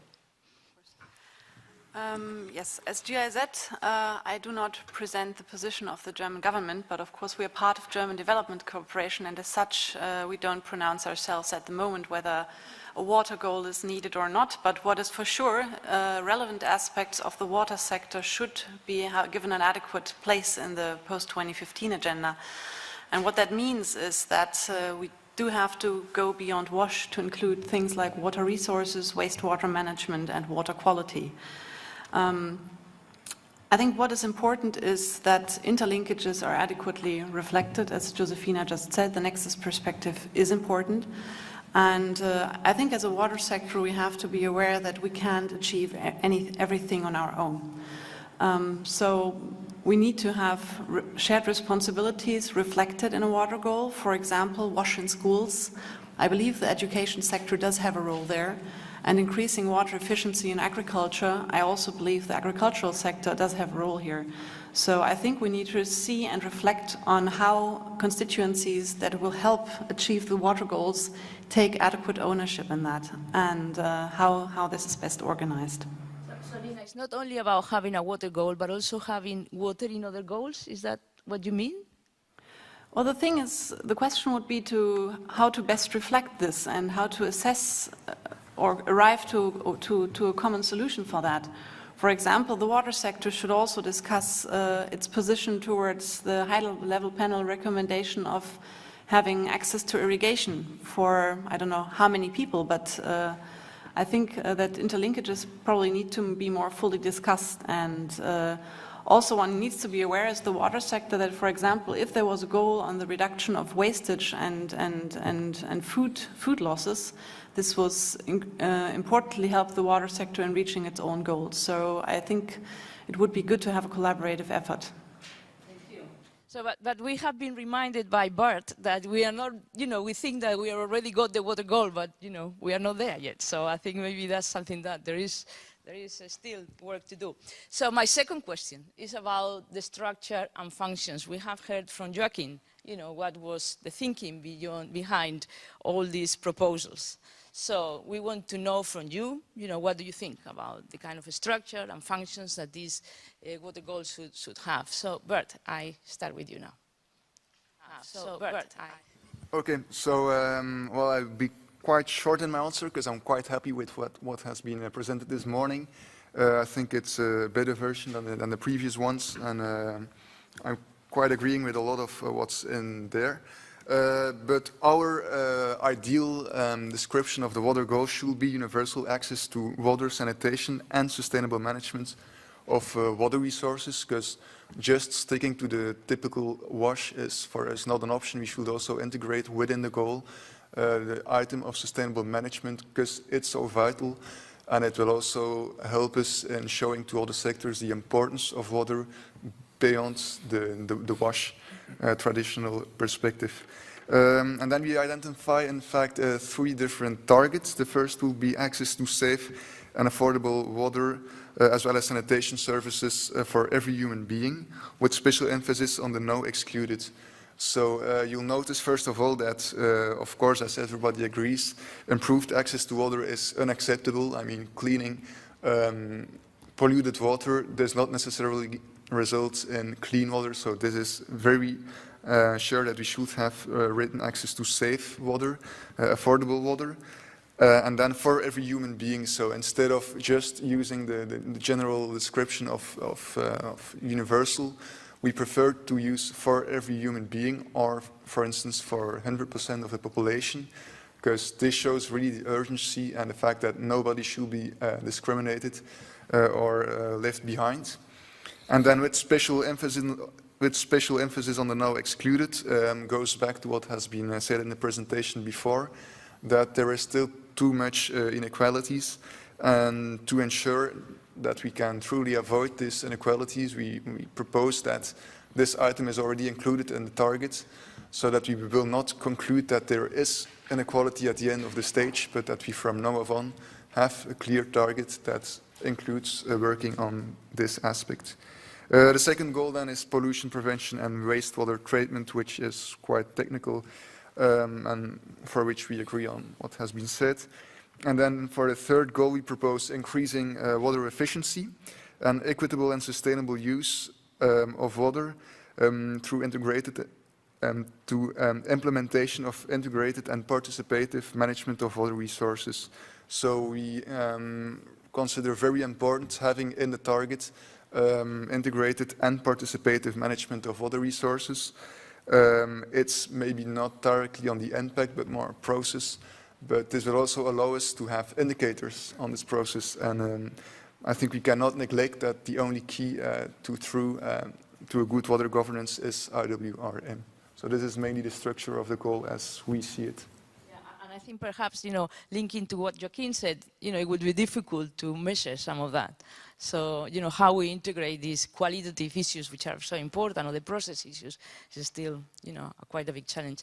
Dan, would you like to tell us about what you think about this structure and functions? Sure. So, one of the things that I think this past year of stakeholder engagement has done is really remarkably bring together various and diverse organs within the UN, right? So we saw UNEP, UNDP, UNICEF, UNESCO, everyone, the UN Global Compact, the CEO Water Mandate, and also the Office of the High Commissioner on Human Rights. And it's that last one where I'd like to suggest, as a dialogue starter, particularly for the coffee table discussion, perhaps the structure, which will also be the function, of a water-dedicated goal and subsequent targets, could be framed around, more explicitly, water and sanitation as a human right. And we've heard in much of the pre-read material that we've seen, some of the presentations, we've heard it talked about either on the periphery, or we've heard it somehow included by taking a human rights approach, or it should respect water and sanitation as a human right. I think there's a real opportunity to more explicitly frame what we're talking about, specifically in 5 elements. Safety, which is one of the elements of water and sanitation as a human right. That could certainly get to the issues of water quality. It could move us beyond the microbial indicators and move us, as Bart said, beyond just improved water sources. The second is sufficiency, which can certainly bring in the context of watershed management. It could bring in the indicators around conservation and also bring up competition for food versus fuel versus textiles. The third is acceptability. This is a difficult one, but it is also the assurance that all stakeholders, in fact, the affected communities, have a voice in what it is the UN and other government organizations are doing. It could bring in the voice of youth and farmers, and it could also potentially provide access through Ruggie's remedy framework for where human right to water and sanitation is not fully protected. The fourth is physical accessibility, to assure that activities within the watershed will not adversely affect that, whether those activities are from the private sector, from the government sector, from the NGO sector, whatever the case might be. And then fifth, we talked a lot about bringing in the social components, the economic components of water. There's a fifth element, which is affordability. And by affordability, we don't just mean increasing the incoming price of water or increasing the outgoing price of water for surcharge. It is, in some ways, perhaps the most difficult of the elements, because we're talking about a comprehensive framework globally to value water. And there's a lot of institutions and organizations that are trying to do this, I think to varying success. But the key is, if we can get everyone to value water for what it really is, not just pricing, but making sure that the policy instruments are there, that the investments are there, that the infrastructure is there, then we've really tackled, I think, the affordability aspect of water. Dan, a different interpretation from the usual one about, you know, the definition of the water as a human right. But I think interesting, because your explanation about each of the elements, you know, will bring in the kind of issues that we have been discussing. Bruce, is there everything there? Is there anything you are missing? Listen, Dan covered that very well. I'm just going to put it in a slightly different language. We farmers, most of us think about water every day, and we think about two aspects of it. One is the quality of the water we have, and the other one is the quantity. And I think with the wide and proposed Sustainable Development Goals that have been talked about, those are covered quite well. Obviously, the social is a given. We need to meet basic sanitation requirements. But the quality one's important, and that's about the environmental aspect, that's about the wastewater, the reducing runoff, and then the like, which we spend a lot of time in our businesses trying to do better in that area. And the third one is the quantity issue. Many parts of the world, of course, we do have a shortage of water. Often it's because we don't, well, often we can, with good management, we can mitigate that by, you know, perhaps storing in times of plenty and using in times of shortage. So I think I'm encouraged by the discussion on the targets, the wider discussion. I think that's a useful approach. So, Bruce, is there enough on socioeconomic uses here in this framework? Do you think it's enough? Can you see yourself reflected there? Yeah. To bring up my point, which I'll keep coming back to, I guess, Josefina, is the important link between what we do on the land has a direct impact on the water around us. So, yep, a separate water goal is important, as we've talked. But I guess just having regard the fact that a major issue we face as a human race is food security. So I guess my call is that we don't put that challenge in jeopardy when we look to finalise or set these water goals. It's they'll have to go hand in hand. So Nina, what do you think? I think, in fact, that the structure which we see in the three columns here is the one basically agreed. They have a broad consensus behind them. But I also think, as discussions are still ongoing, we might also consider alternatives. And one suggestion which I personally found interesting came from a meeting on SDGs in Korea, which I had the pleasure to be part of, and one of the organizers of the meeting, Parlia-ment, is in the room. So there was a suggestion coming a bit from the developing countries' perspective, and maybe talking for international cooperation, I'm also supposed to represent them a bit. So what comes out is that economic benefits, risks, and maybe also the economic use are aspects which are very important to developing countries. And in a way, it's reflected here in the cross-cutting targets, the flood, droughts, and other water-related disasters. From my political experience on a previous job, I asked myself the question whether the cross-cutting is not the first which is prone to be eradicated within political negotiations. But that is just one remark. So the alternative presented in Korea looked more like a wash column at the left. In the middle, you had sort of more the environmental consideration. I mean, this is all simplification for sure, but the environmental had, I think, the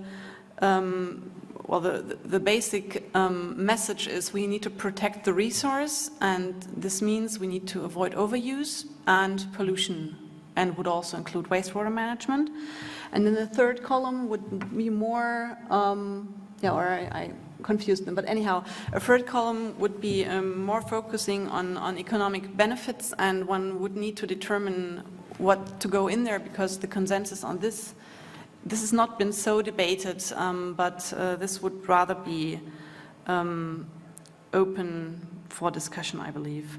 So this is one remark I would have, and the other one is again about the question of shared responsibilities and the question on how to visualize this. There is suggestions by Colombia within the open working group to have more of an approach to autographically show interlinkages between, for example, the agriculture, if there would be a goal on agriculture and if there would be a goal on water, to show actually which sectors need to contribute to realize one and the other. So what I'm hearing from you is that maybe there's not enough economics. You mentioned Dan, you mentioned Bruce, you mentioned it, Nina, so maybe that's something they're missing. Nini, you want to say something too? Agree to Nina that I also see very less economic, goal there, and also economic, and also this equity. So I would put in front equity vs economics. And for women issue, again, please bear with me, that more than half of the population on this earth, we are the workers. And therefore, I think that equity and economy issue, if we do not keep the balance, I do not think that all these goals will be achieved. And my other fear, Josephina, is not only the goal, because I already agree with the structure, the 3 targets and the goal. My fear is on implementation. So once you talk about implementation, we need the 5 big things. One is equity, second is economy, the third is women, and the fourth is capacity, and the 5th is education.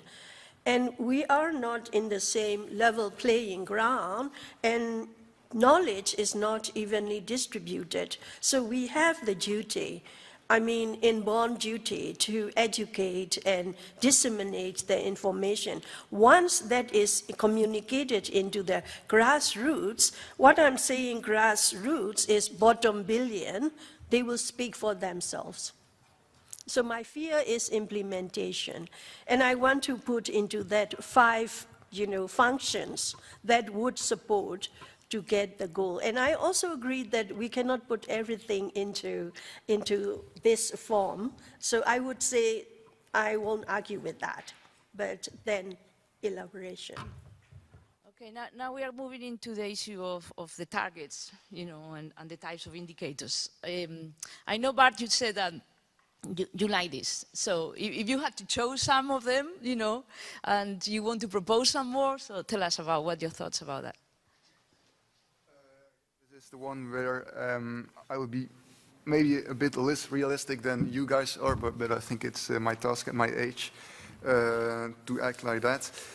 Just maybe 3 very short points, very concise. First of all, I think that the WASH targets, but that has been proposed and presented today, should really address access to drinking water at the level of households and also in schools and health facilities first. And in this kind of indicators, I think I may see an opportunity for linking water with other goals and other themes. Like Nina said, this is so important, and maybe we might think how we can technically manage that indicators on, for instance, having access to water in schools can be linked both to the goal of education and the one of health and water. And secondly, I'd pledge for an indicator to manage that in reality we can measure the youth capacity development that we can create, because we all agree that sustainable development rests on human capital, so we should find a way to measure and how far we are able to ensure the sustainable management of other resources which we want to achieve by ensuring that we have the necessary knowledge and experience at long term. Because sustainable development is, of course, looking at the long term, and I think if you want to ensure the necessary capacity at the long term, that we have to reinvent the way in which we have an intergenerational exchange of experience and knowledge. Thirdly, I'm very much in favor of having a set of indicators that can measure, and again, this is maybe a bit more difficult in reality, but that can measure the application of key principles in water governance, because we are not only talking about the quantity, but also about the quality of the targets. And some of the key principles that we should be able to measure are transparency, accountability, access to information, participation, and cooperation. And I think in reality it's not that difficult to measure if you're willing to be innovative. Because, for instance, when we want to measure access to information, I think it's, for instance, something that through the UN water systems can quite easily be achieved in cooperation with local communities. And fourth suggestion will be that we try to have indicators that are able to permanently follow up and constantly identify the inequalities that result in the implementation of the development agenda, because those should be immediately translated into an adaptation of the allocation of funds according to inequalities that can result during the implementation and not at the end of the traject. So Nini, you coincide with him a little bit, so. I will not repeat the thing. So the additional thing, I'm thinking of the implication. For example, indicator 1, bring freshwater withdrawals in line with sustainably available water resources while increasing water productivity for all users by X% by 2030. So I try to unfold it with my own experience. We cannot achieve this indicator without IWRM strategy, integrated water resources management. Then what does it mean? We need to use the advanced technology like modeling techniques, satellite, etc., etc. Do we have it? And do we have money for it? Do we have the capacity? Do we have already trained skilled laborers? Okay? So what does it mean? Huge investment. Do we have it? So you see, like a country like in Myanmar, which is now starting to improve the water resources management, we only have national level water resources committee formed and headed by the vice president. It means we are behind the all developing countries. And Paul has already said that the countries, according to your survey, countries identified goals in various areas already. I'm very happy because when I discussed yesterday, I was discussing why not we allow the countries to come up with their own indicators and smaller goals, which will converge all the way into the global goal. So that was my dream, and this morning you fulfilled that, but still my fear is left. How do we do it? But I am not giving the answer, I'm giving the question. Thank you, Nini, for providing the question. So Dan, what do you think? You are happy with that structure? You want to add anything else, or you want to reinforce any of the points there? Put in a sort of a plug, because I do come from the private sector, obviously, and business is really good at setting goals and achieving goals. And one of the things that our chair and CEO always challenges us with is to make sure that those goals are smart. And, we love acronyms, right? So SMART is an acronym for specific, measurable, achievable, relevant, and time-bound. And I think largely these SMART goals achieve many of those. I would say that the other thing, which is a bit more difficult, that our CEO challenges us with, is not only to have them be smart, but to have an inspirational component. And I think we have kind of the quantitative pieces covered pretty well here. I think we need some work on the inspirational part. And the reason that's important is I think success going forward, post-2015, is not going to be exclusively a top-down success. So it is not going to be particularly led by governments or forced upon the general populace. I think the real success is going to come, as Bart was saying, through the engagement of youth, through education at the community level. And to do that, you need to present enough of a compelling picture to every single citizen so that they understand why these goals are important. And I think the way you do that is through inspiration. The other thing I loved about the construct, we heard it from Mr. Yesti this morning, or earlier today. I love the idea of longer-term aspirational guidance, but also very actionable intermediate time milestones. I think that's important. I think we also need to move beyond, as Bart was saying, the idea of improved water sources. Ultimately, we're going to have to somehow include chemical, physical, radiologic components in this. And I think the other thing is we're starting to talk similar languages. So for years, governments, the private sector, NGOs, were talking completely different languages. The lexicons were so different, so far apart from each other. And I think this kind of stakeholder engagement brings that language much closer. And you know how difficult it is, even if individuals are speaking different languages. So obviously, it's kind of key that we start to talk about with the same words and with the same approaches. And the thing I like about this construct is one word in particular, which is that of resilience. For the UN, for UN organs to be talking about resilience and implying the adaptation to climate change and not only the mitigation of climate change is very consistent with much of the private sector and business is starting to talk about, is improving the resilience of our supply chains through community intervention, through water conservation, through access to wash, through building those potential consumers at the base of the pyramid. So I think all in all, this is a very positive and very optimistic move. Some positive remarks, thank you. So Bruce, what do you think? Do you like them all? Do you want to put some more, or do you want to take some of them? No, listen, I think the discussion's covered most of it. Nothing too much more I can add, Josephine, apart from, again, coming back to the aspect that, I think the economic comments have been important. Certainly where I come from, farmers spend a lot of money, time and effort around ensuring that water quality is kept to acceptable levels. That's those levels are set at community levels. So it's certainly important that the economic aspect, because businesses, they do have to step up, I think, more than they have in the past to meet some of these water quality issues. We do need to do better than we have in the past. Money's got to come from somewhere, and government can't afford to be the sole supporter of some of these expensive projects. So from a farming point of view, we talk a lot in farming circles about the need for farming to be profitable so that we have money to spend on doing the right thing for the environment, doing the right thing for ensuring that our water is kept to a high quality for generations to come. So I think, the broader aspects are encouraging. Thank you. So Nina, what about your thoughts about this structure of targets and indicators? Sorry? What you like about this, and what you would like to see differently, and where are we coming from, as well? We had some targets and indicators for water resources management before.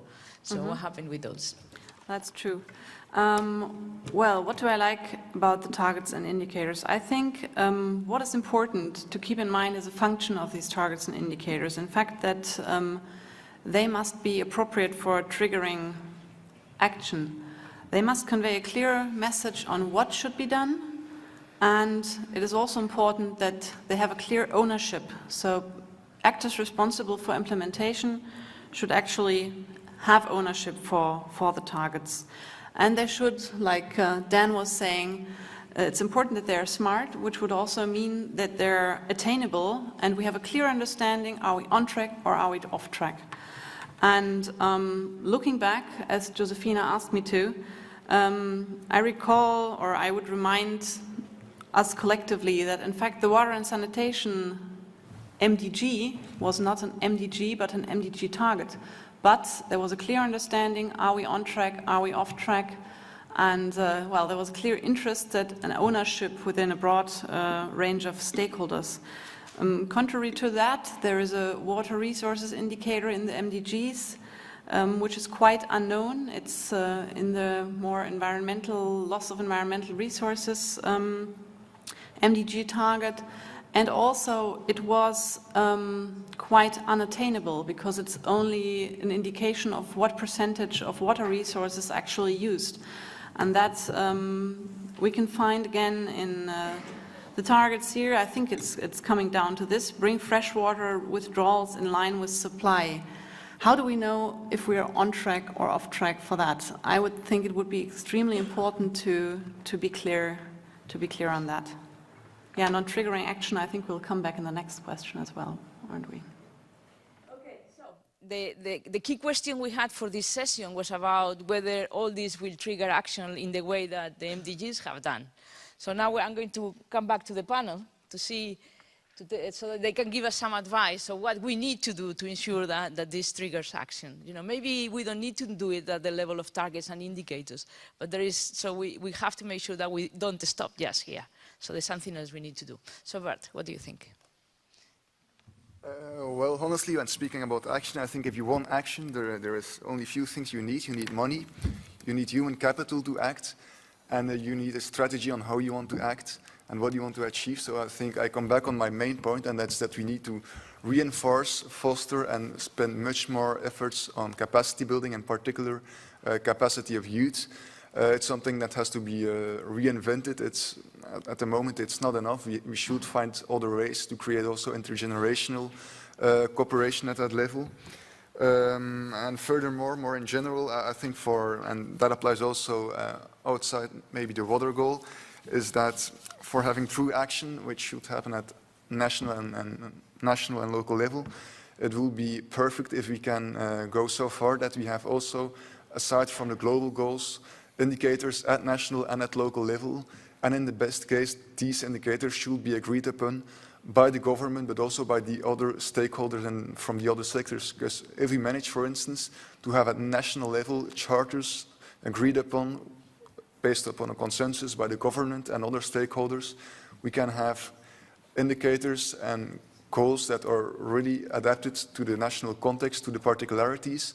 But in that way, we can also deepen much more the ownership of the ones who have to achieve the goals. And we can also fix and much more make more concrete their commitments. And another issue that has not been raised before, but might be relevant for action too in some way, is the fact that at this moment we have two processes. I'm very convinced if we want to have sustainable development goals or a post-2015 framework that leads to true action, that we need to, as soon as possible, converge the two processes, because it's the only way to avoid a lot of inefficiencies, but it's also the only way to make that we can use the resources that we have in a coordinated way, and also our capacity. And maybe just finishing by giving a very concrete example for sanitation. I think when it comes to action, one of the goals that earns very urgent attention and upon which we should act very fast is the sanitation goal. And for the sanitation goal, I think we need a much more comprehensive approach, because one of the problems is that we still have a lot of taboos around. So instead of only focusing on the financial means of implementation, I'm really convinced that governments or NGOs should focus much more on breaking taboos around sanitation, but also creating the understanding of the importance of basic hygiene practice. So this might be a key to have more progress on the sanitation goal. And for the rest, yeah, I'm convinced also that for action, the human rights-based approach is a good key, but that will lead us into another discussion, so I will leave it there. There is quite a lot of comments on the issue of ownership. Dan, you also mentioned this, and you also mentioned, I mean, it's a little bit different, no? Because what Bart was talking about is this idea of translating these targets and indicators at national, local level. You were making the point that we really need to go bottom up, you know? So maybe you can tell us a little bit about that. I mean, I think, again, someone who's much more intelligent than I am is the Special Rapporteur, Caterina de Albuquerque. And I love using her quotes because they're so well thought and they're so well informed. And this one in particular, in the context of will they trigger action, if we look back at what the current MDGs and targets have done, she says the MDGs' impact on national policy making and monitoring is undeniable. And in fact, we heard the very first speaker today, the chairman of the first panel, talked about the current MDG targets saving lives. So clearly, action has been triggered. I think the way we trigger action both at the ground up and the bottom down is, as I've mentioned, to get that common lexicon so that people are speaking the same language. I think we also need to talk about, and it's going to sound like motherhood and apple pie and sugar and almost too good to be true, but it's a word called collaboration. And the one thing that I've come to realize after 29 years in the private sector is there are a lot of entities who hate what we do. There are a lot of entities who love what we do, and you're never going to get everyone to agree on all points. But what you can find is the common ground. And I think that's going to be the key to triggering action here, is not existing somewhere at either pole or either end of the spectrum, but it's finding that common ground and that common mission, which you get through common language and then shared goals. Okay. Nini, what do you have to say? Yeah, for me, the triggering action will be include the people and include the people. How is like, just put one model, this very famous model called PPP, public-private partnership. I want to ask 60 million of the Myanmar population, how do they understand it? But, okay. Keep it aside. I want to make it, you know, the meaning. Public means government. Private means companies. And they make the partnership. So we lost the people in between. So please do 4 Ps. People-centered, public-private partnership. It's very smooth. But then, if you want to be more blunt, go for government, corporate, society. Everybody understands. And we don't have to educate them what public means. It means government. So that is my first point. The last and the second point is please target the specific groups like women, youth, farmers, now we 3 are here, and the private sector, very important.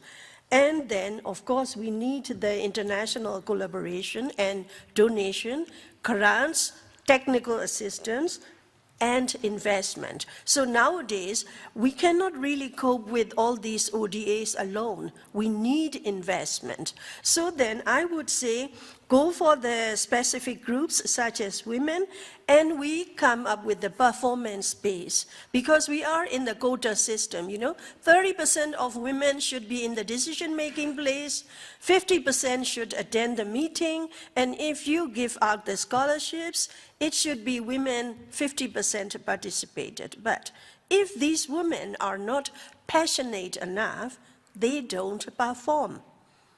And in my country, in the engineering class, we have 80% women.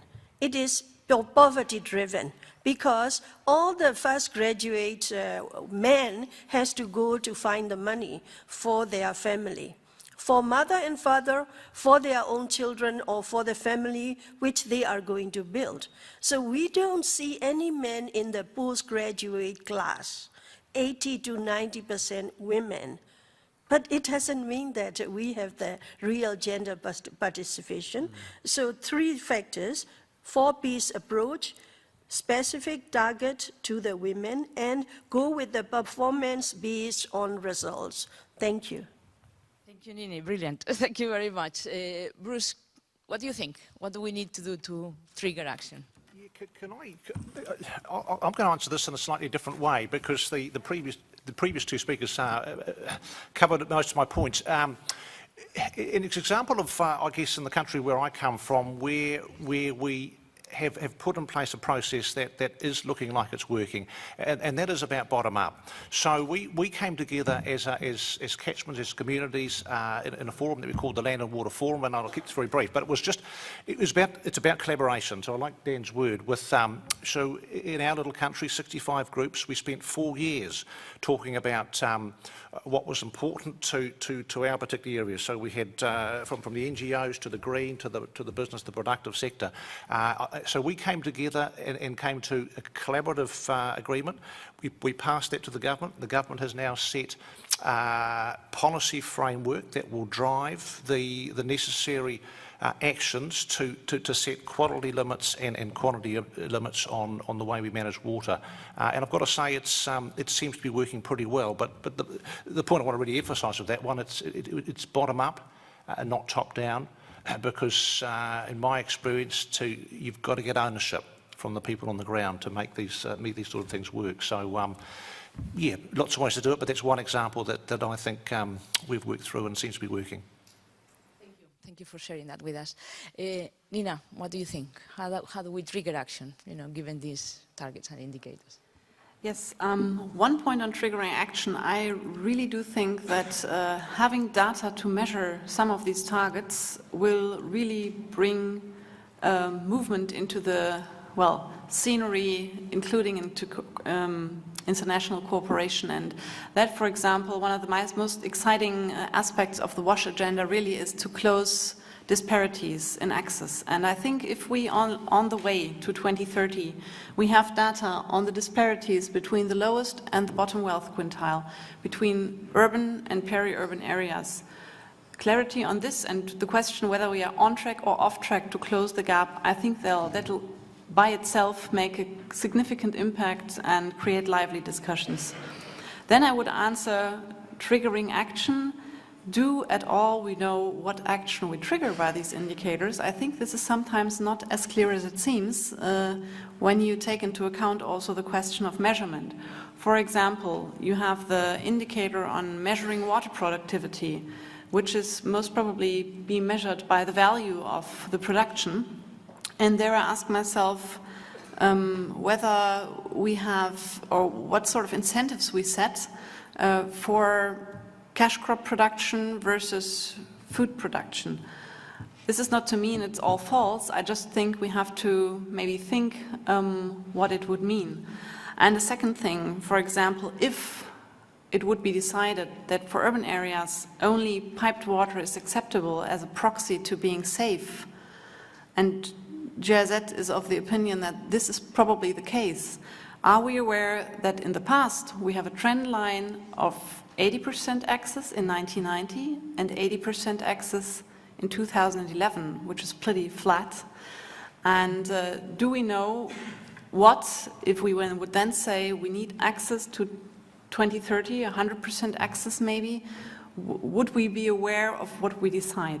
So I think sort of looking a bit more deeply into indicators, establishing maybe on the basis of country examples, what would they mean, taking maybe a historical example or two, and having some projections of what we would decide on would be very useful. So you are asking us to give it a test, a reality test to this, to make sure that we are not doing the wrong things and we are not triggering the wrong processes, yeah? There was a step foreseen in the process to sort of deal with these issues, yeah. So most of you have really been very strong about this idea of ownership and also the idea of responsibilities. I think you were mentioning that at the very beginning, Nina. So the question is, I think in this target proposal there is already some surnames there, no? Agriculture, wastewater reuse by some sectors. So there's already some indications on who would be responsible for which. Now, what do you think would be your role? I mean, you don't have to all answer this, but I mean, Dan, can you tell us a little bit about, what would be your role? How do you see this? Sure. So I think broadly the role of the private sector, there's a couple of things. One is bringing investment into the region, so investment as a business and jobs to spur social and economic growth, bringing business rigor, and many times I've seen with many of our nonprofit partnerships that they are not short on passion, particularly around water and sanitation. They are so dedicated and so passionate.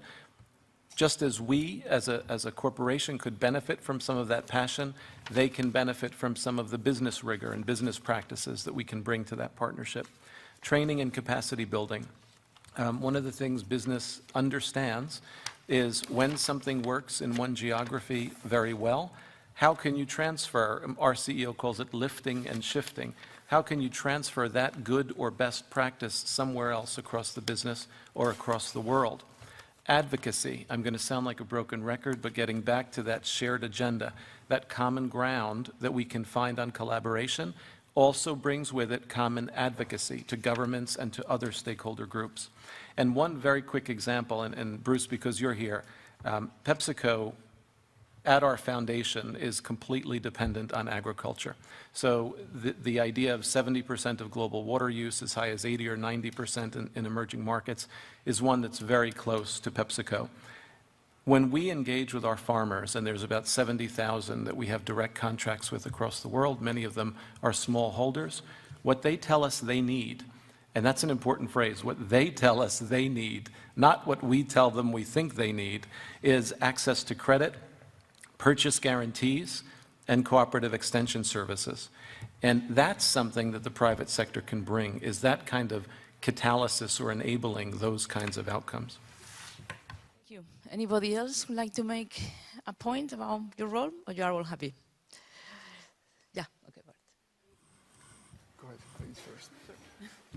No, maybe a point about, well, I'm talking for international cooperation, but GIZ is an implementing agency, so I'll talk from that point of view.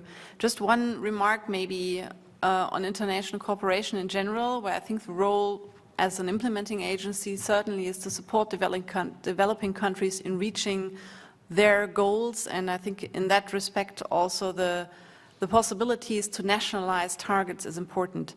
But one thing about capacity development, we as an organization really understand capacity development as being much more as human capacity, because it is vital that the people who work, and I think we all know it from our own context of work, it is important that the institutional structures are right, and it's also as important that the governance structures are right. And I think this is really the full spectrum of capacity should be well looked at and not, well, from my point of view, a bit narrowed down to training and human capacity. Thanks. Well, just in general, I think it's youth is too large word to give a specific answer on that role. We are a very heterogeneous group. We comprehend young students, young professionals, young entrepreneurs, so it's a very heterogeneous group. But I think in general, the two main axes of the role of youth are about implementation and about advocacy in society, so in mobilizing our society. And just to conclude, I would maybe just remember you of two facts. First of all, 2 billion people out of 7 billion people on this planet are under the age of 24. And in poor countries, 80% of the unemployed people are youth.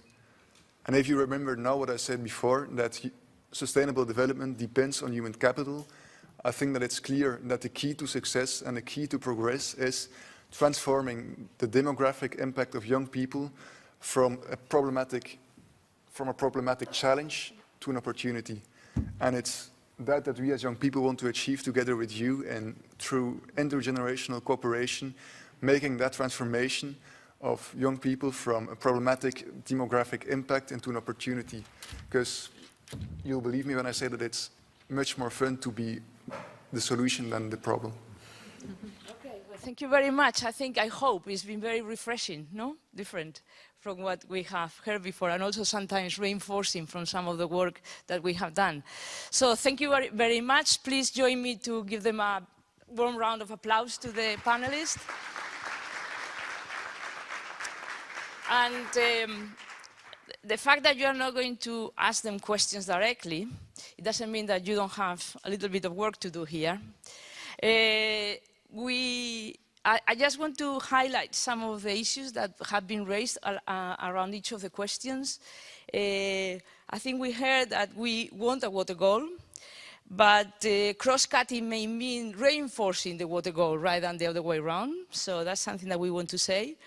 The second main idea from the second question was that we welcome that to go beyond WASH. Really, that was welcome. But we need a little bit more emphasis on water for socioeconomic development and economics is perhaps missing. So that's something that may be my second point. Indicators may need to consider ability to measure, and the issue some indicators may be too static. And I heard very interesting stories about triggering action may require translation into regional and national targets and indicators. We need to deal with inequalities. We need to engage specific groups and make some indicators for specific groups like youth, farmers, and women. Beware which kind of action we are triggering with some of the indicators, like the productivity one, and think about partnerships as an important tool for triggering action. And I think something also important in relation to this is the idea that we need to make sure that this also has some responsibilities associated, who does what. So maybe it will not be explicit there, but we need to know who is going to be in charge of each of these targets and indicators. So that's more or less my summary of each of the questions, and I'm sorry if I wasn't very truthful to everything you have said.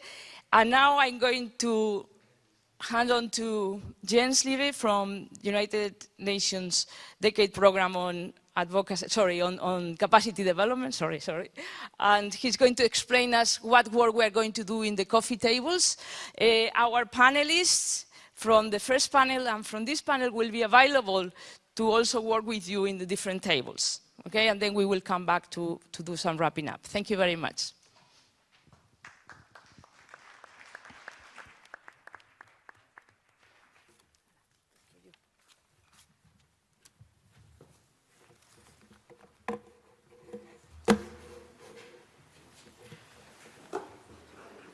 Excuse me.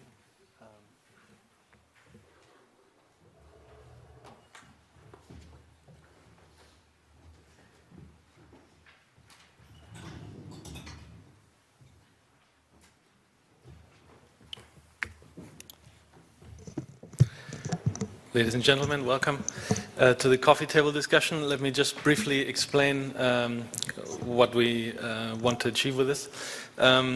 We've heard now a lot from the side of the UN, particularly from UN Water members and partners who are engaged in preparing these sustainable development goals and targets or suggestions for them.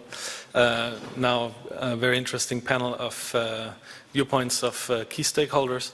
But now we want to give the floor to you to get further feedback and to get some discussion going. So a key point of this whole stakeholder dialogue is to get new perspectives on what might be added or modified to cover the potential sustainable development goals on water in a more comprehensive way. So I don't want to spend too much time explaining it, all the background details. We've made some slight adjustments given the large number of people that are here.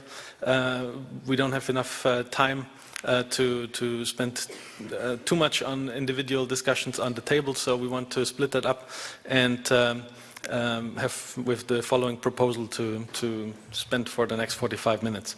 So one of the things that we've heard, the suggested sustainable development goal on water is now termed water management to sustain people, water managed to sustain people and the environment. And one of the things that I will ask you for the next 10 minutes on your, in your table in the group that you have to propose an alternative phrasing that we then would collect and show at the end of the rest of the discussion to have a few more perspectives. We had heard earlier from one of the panelists the use SMART, which is a very good guide for that. I repeat that once more, the targets should be, or goals and targets should be specific, measurable, attainable, realistic and time-bound, and additional qualifiers apply. They should be inspiring and ambitious but achievable. So if you can consider that in formulating such a goal, that would be fantastic, and it would be great if the way you formulate it would state a goal and rather a goal and not a process. So we would then collect in about 10 minutes these suggestions and show at the end of our discussion what suggestions came up. After that, we would we've prepared these 3 questions, which correspond to the Sustainable Development Goal strategy, the goal as well as the targets, which we would ask you to reflect on, but that we would do in an interactive manner. So with that, I would leave you 10 minutes to work on these rephrasings. Would like to ask you to not make more than 2 suggestions per table, otherwise we'll have a very long list in the end. So if you can limit yourself to 1 or maximum 2, that would be fantastic. So thank you very much.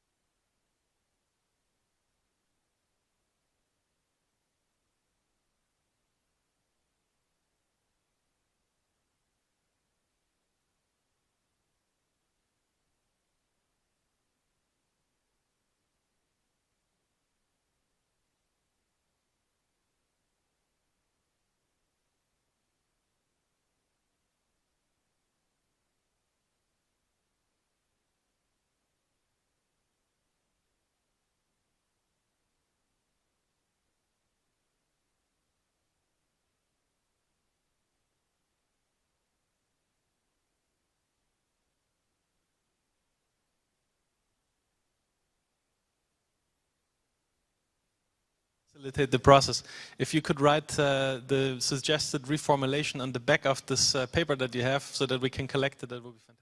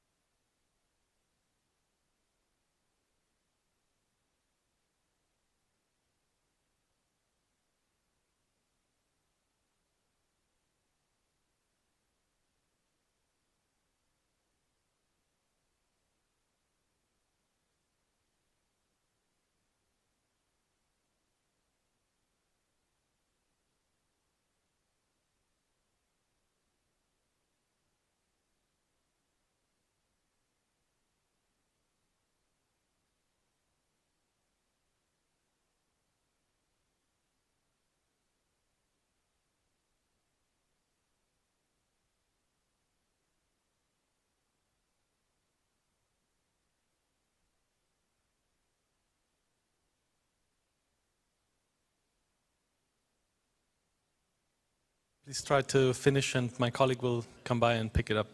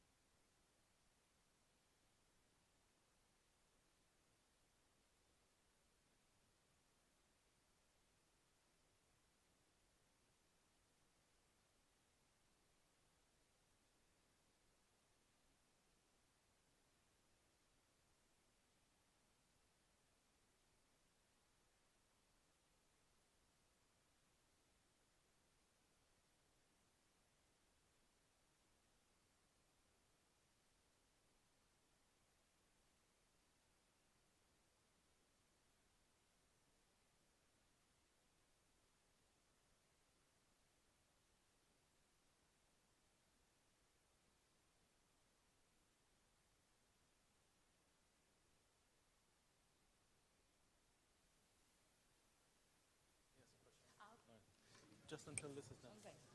I can start with Jack here, who is talking about. Okay.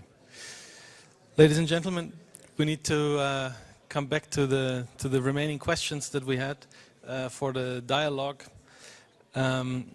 So please hand your reformulated goal to my colleague. She will come by and collect it, and we should then start looking at some of the questions that we had.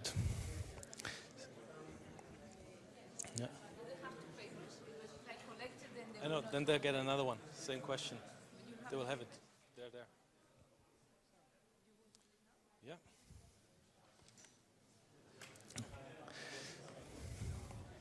Okay, let's get started.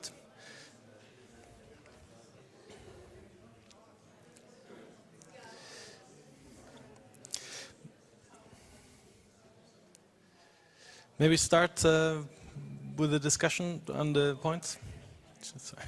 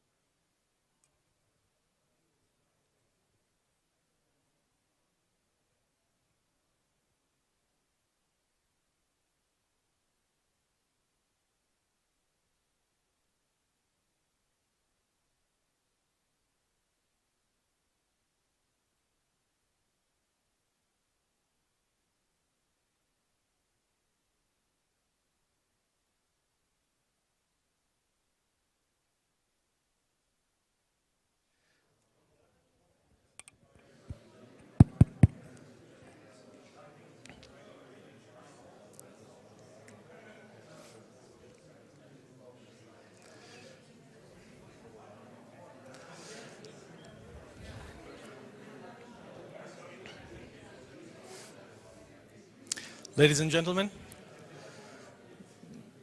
may I have your attention, please?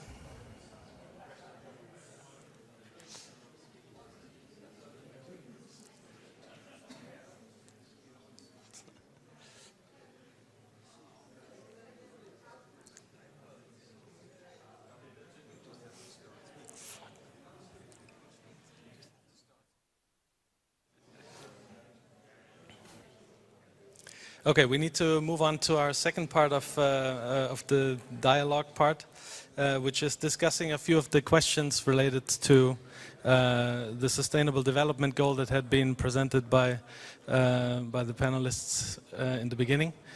And we would like to get the discussion going now for the three questions that we had suggested, or other questions that you may have on the goals and targets that have been presented here. So I hope you had come to a conclusion on the reformulation or suggested reformulations on the Sustainable Development Goal. And we would like to ask the room now for interventions on the 3 questions. One of them was, from your perspective, which are key elements which are not covered or clear enough in the targets? Are there any interventions, suggestions in this field?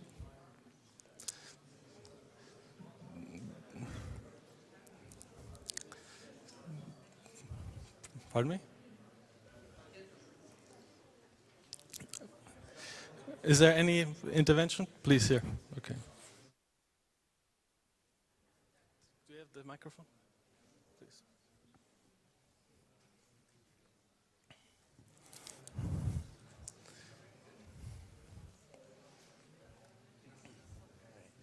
Yeah, I'm a one-person table, so I would choose the question number 1, and I would say that the key element, the main key element that I would like to see is the interlinkage with other SDGs, which is a challenge because we don't know what the other SDGs are. But looking at the big picture, somehow putting hooks to other, to external elements to the water community. Thank you very much. Are there any direct reflections on that from other members of the audience? How linkages to other SDGs might be better included?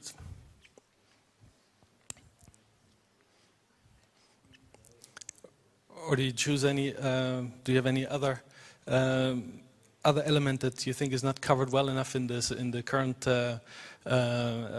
presentation of the sustainable development, suggested sustainable development goal in water, or the associated targets? Please. Maybe it's a bit odd that I said this myself, but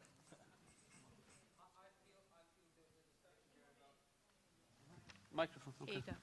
Yes, there was a discussion here about the need of showing the economic growth elements and how water can contribute to the economic side of sustainable development. I think that should be factored in a bit stronger, and I personally think we have to think about how we could capture infrastructure development. Thank you very much. Any other observations of elements that might be missing? Back here.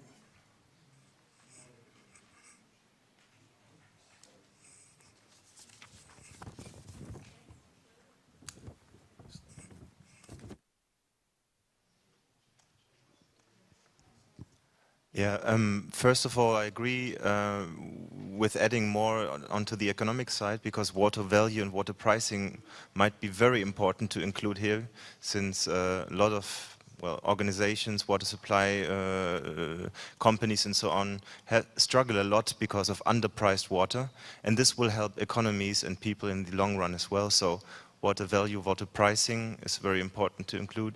And I think if you have a goal that says water managed to sustain people and environment, and you have 1.5 points on environment, but actually 3 pillars with, I don't know, 10 points, it's a bit underrated, I think. And environmental flows is a great thing, but there are other things that have to be included on the environmental sides, like important water-related areas, wetlands, water provision areas, and so on.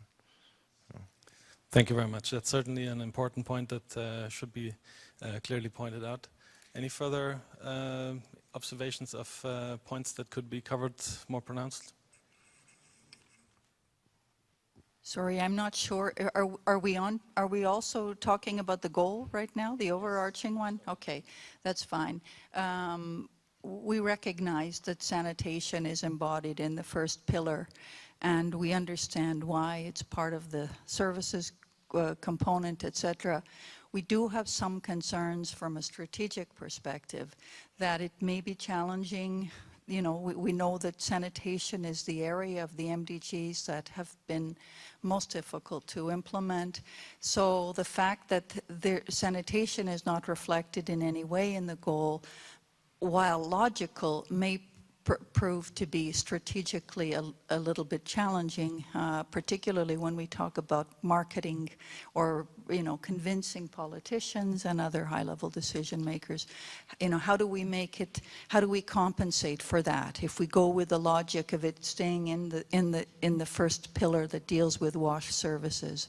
That's one comment. The other, I have to say, we didn't discuss at the table, but we didn't have time. It's one that occurs to me in the second pillar, the first bullet.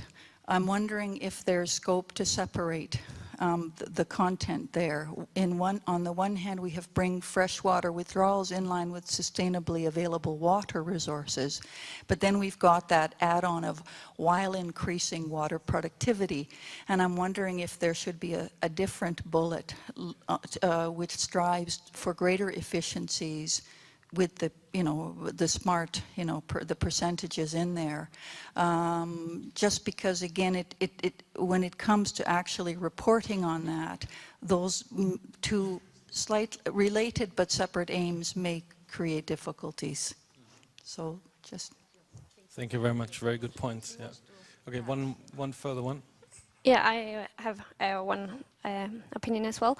I was thinking about the order of people and environment, because I think that it's really important that we realize that the human beings are part of the environment, and that we should have like the view of sustainable development is really that the ecological parts are overall, and then we have the social part and the economic part in the middle. So just to say that water managed to sustain environment and the people would be a very good way to make it better. And I also had another thing that we didn't have time to discuss here as well, because we were talking about the SMART goals. And Dan said that in the private sector they are very good in achieving goals and making goals that they achieve, and that's, I just want to comment that that's because the A in the SMART, that's because they are achievable. And when it comes to these important issues like environmental issues and water issues, I think it's really dangerous if we start to set the goals by thinking about what is achievable. Then we are thinking about what knowledge do we have today, what money do we have today, what resources do we have today. But that won't be enough. We will have to see or think about what is really needed. And then we can set the goals, and then we have to make them achievable afterwards. Thank you very much for both of these interventions. I hope you found a formulation to suggest another revised version. But let me actually segue a bit into the question that was also came up in your answer, which is how to make goals and targets convincing to high-level politicians, because that's a very important point. We can define very correct and scientifically founded goals, but if they don't resonate well with high-level politicians who have to decide whether or not to take these goals, we might be in a difficult situation. So that's an important point, and if there are any interventions in, or recommendations, suggestions in this regard that have come up in the discussion or in the presentation of the Sustainable Development Goals as they are suggested here, or in your discussion, please. Yes, okay, please. Just a couple of points from the discussion that we had at this table. In terms of the elements that are not clearly captured, and perhaps maybe it might not be possible to capture them in this diagram, but maybe behind the scenes, is the trade-offs that come with each target. In the background, whichever target you choose, there's some trade-offs there with energy, with ecosystems, and so on. And so perhaps in the background, these have to be clarified. The second had to do with the disparity of the targets with national development goals, or the way in which say, planning ministers, finance ministers are looking at how they allocate budgets. I mean, there you're getting words like jobs, decreasing poverty, and those kind of things. And though they might be implied, they might not be that clear. And in my mind, I was thinking, if you work, for example, for the UNDP in a country, and you go and present development goals, you're always asked by the country to match those goals in a development assistance framework with the national development goals. And you have to draw lines. Sometimes it doesn't make sense to draw direct lines, but we have to try to reduce that disparity when we speak to politicians. To abuse the mic, one point that I had in my mind was we shouldn't play catch-up. I think water should not always play catch-up.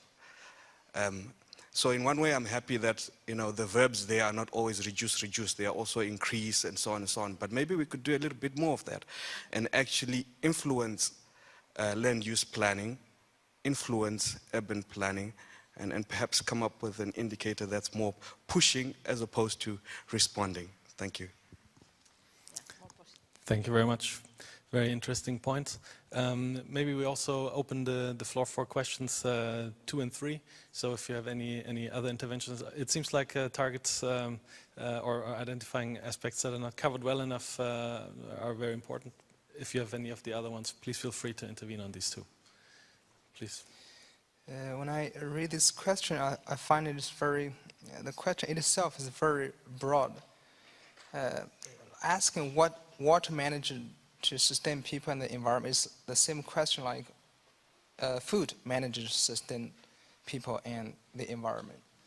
And it's very broad. So in the international system, how to set these kind of goals, I think it's important to have different skills, that is like international level and regional level and national level and local level. So you can streamline the needs and engage the people, all different major groups in the international civil society.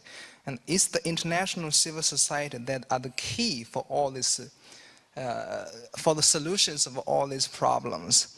And I listened to the talks of the panelists, but I think there's something missing is that you talk about governments, you talk about corporations, you talk about international organizations, but you did not talk too much about the NGOs. I think the NGOs, they can be very flexible in making achievable objectives. And they can engage the people into the process, like democratic participation. And when people are engaged and they participate in the whole process, I think they will want to do more for achieving these goals. So we actually, in one word, I think we should make like water, access to water and sanitation as fundamental human rights. And that's the objective that should be the target, should be the objective for all the nation states, for international organizations, for the global civil society. Thanks. Thank you very much. So very important points. Continues. I'll read our... A couple of things. One, the discussion on our table. One is that the goal we felt didn't sound so much like a goal that's listed up there. So we had a suggestion for a goal. It's a little bit long, so it needs to be edited and reduced. But it says right now, improve water management and governance for sustainably enhancing human well-being, environmental sustainability, and economic development. We thought these components needed to be somewhere within the goal. And we were also a bit concerned that on our table about the cross-cutting targets at the bottom. We didn't want those to be dropped out. In fact, we thought they should be promoted basically to the top, to one of the main goals. Because it's really, the issue is not about resources, what we heard today. It's not so much about what is available. It's not about having solutions that are available. The real issue is the governance and the institutions. And so this is what needs to be improved. I have an issue with the other cross-cutting target that says improved resilience to floods, droughts, and other. This sounds like a goal to me rather than a target. Maybe the target would be reducing damages by a certain percentage or a certain extent. because I don't know quite how you measure resilience numerically. But so those are a few comments from our table. Anybody else add something? Management's in the overarching objective. Yeah. It's not in the targets. Right, and this is also the issue with the cross-cutting targets too, is that there are governance and management are listed in the cross-cutting targets, but we thought because of the importance of governance and management, as I just explained, they should probably be listed in the other target areas as well, quite clearly. Thank you. Thank you very much. So some reorganization and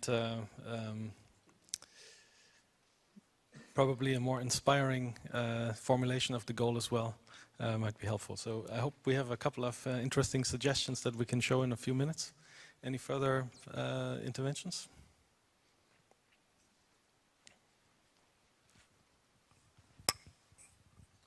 I was going to say this earlier, but I was reluctant, but the topic's been mentioned. You mentioned human well-being, and there's been a long-standing difficulty of how to reflect environment in this.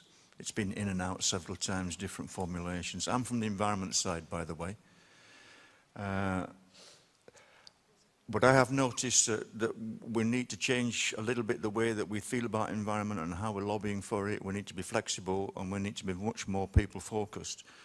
If you get concepts, for example, like human well-being into this, I would be a lot more comfortable about our ability to be able to address that goal from an environment side later. In Biodiversity Convention I work for, we talk now about biodiversity and its contribution to human well-being. So I'm suggesting that something along that formulation for an overall goal would, to me, enable us to drop environment explicitly from the goal. Because to me, the healthy environment is part and parcel of achieving human well-being. And I think that's not exactly formulated right. You've got perhaps a little bit better formulation on it. But the point being that I think if we're a little bit more intelligent about the way we formulate these things, we can get our interests in there without a specific reference to our own little, areas that we're trying to be promoting. There's a lot of movement for this. My other comment would be, there's room for this. I would go for one goal, 3 targets. But I do see a way in this formulation of actually doing that without dropping anybody's particular interest areas. It's feasible to do it.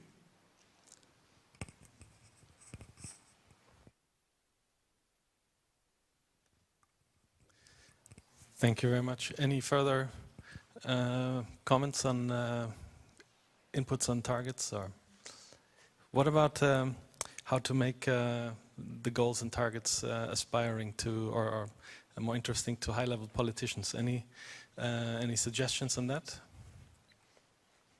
It's a complicated question, but it's an important one.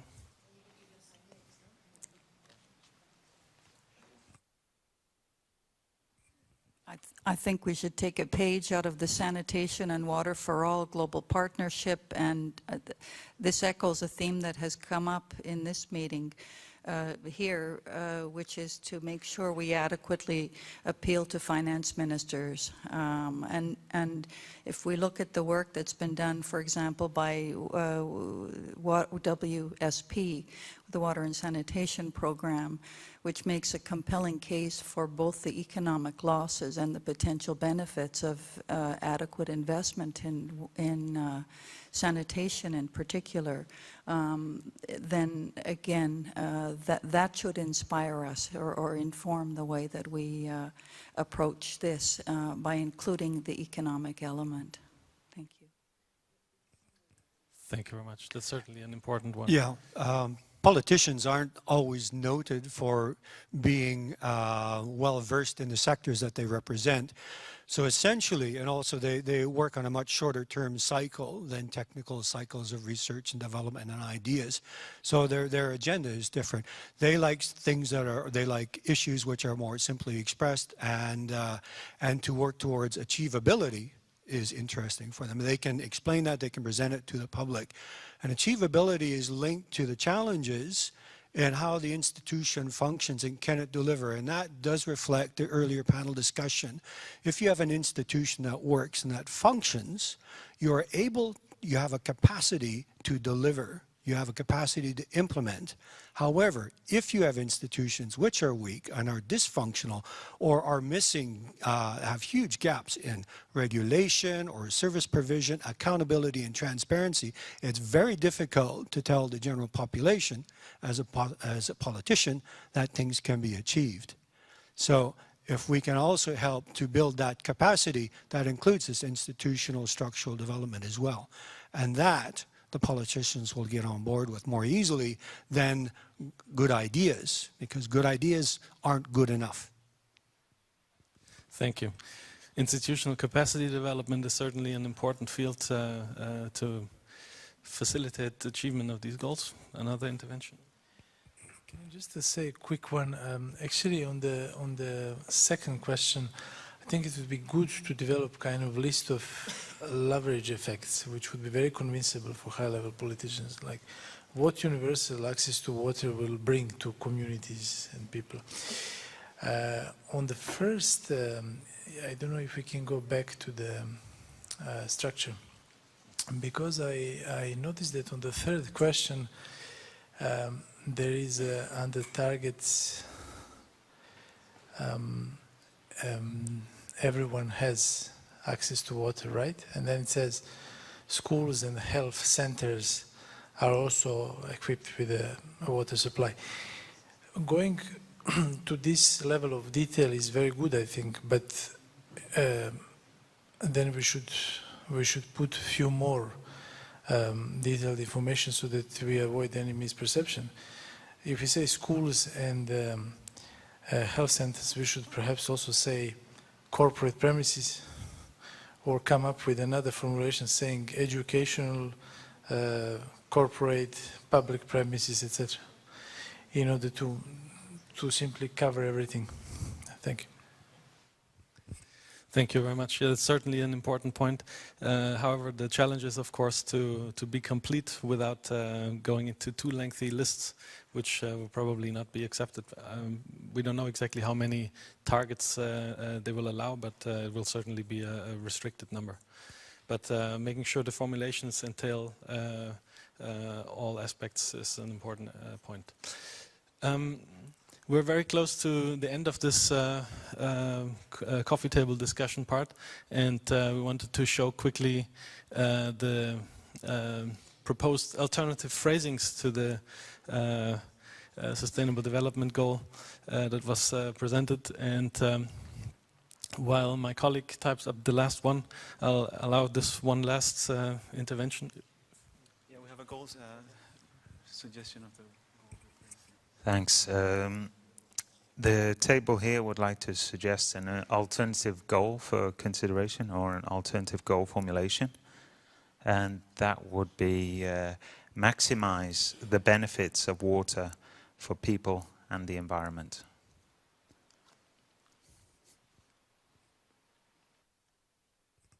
Thank you very much. We'll add this to the list. So let's have a look at what the discussions produced. Water and sanitation are managed and preserved in a human and environmentally sustainable manner. The second one, water managed sustainably for people and the environment.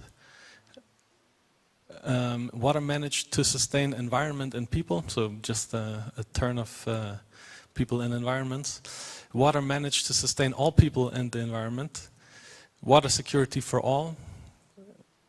Achieving basic rights to water for us and the environment. 7, water managed to sustain human and environmental well-being. Water sanitation and hygiene properly managed to sustain people and the environment. 9, improved water management and governance for sustainably enhancing human well-being, environmental sustainability and economic development. Number 10, maximize the benefits of water for people and the environment, and water managed to sustain life. So, one more to be added?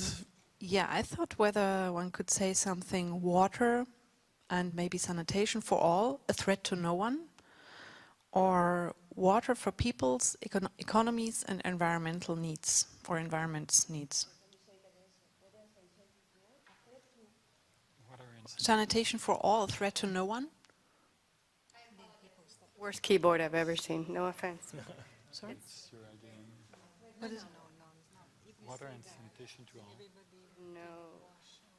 Ah. That's what I thought too, but I was going to the case. Water for people, economies, and environment's needs.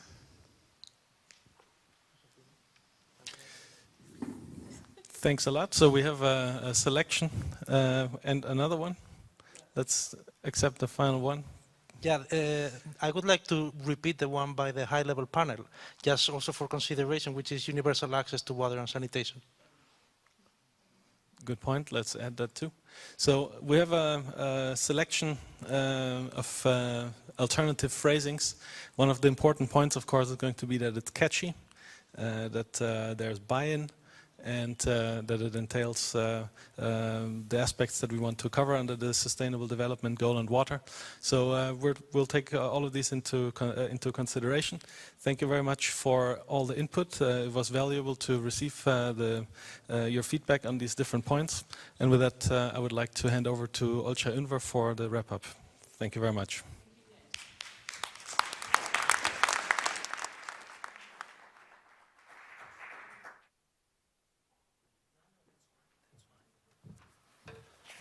Well, we have come to the end of the session.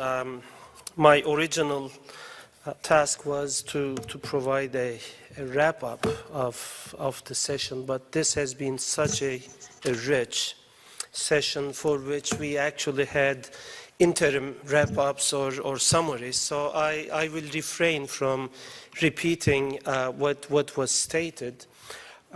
Instead, we'll reiterate the fact that we started the session with a presentation of the process that is still going on within UN Water, which has led to the preparation of an emerging Sustainable Development Goal, for a dedicated goal for water, which was presented and discussed extensively.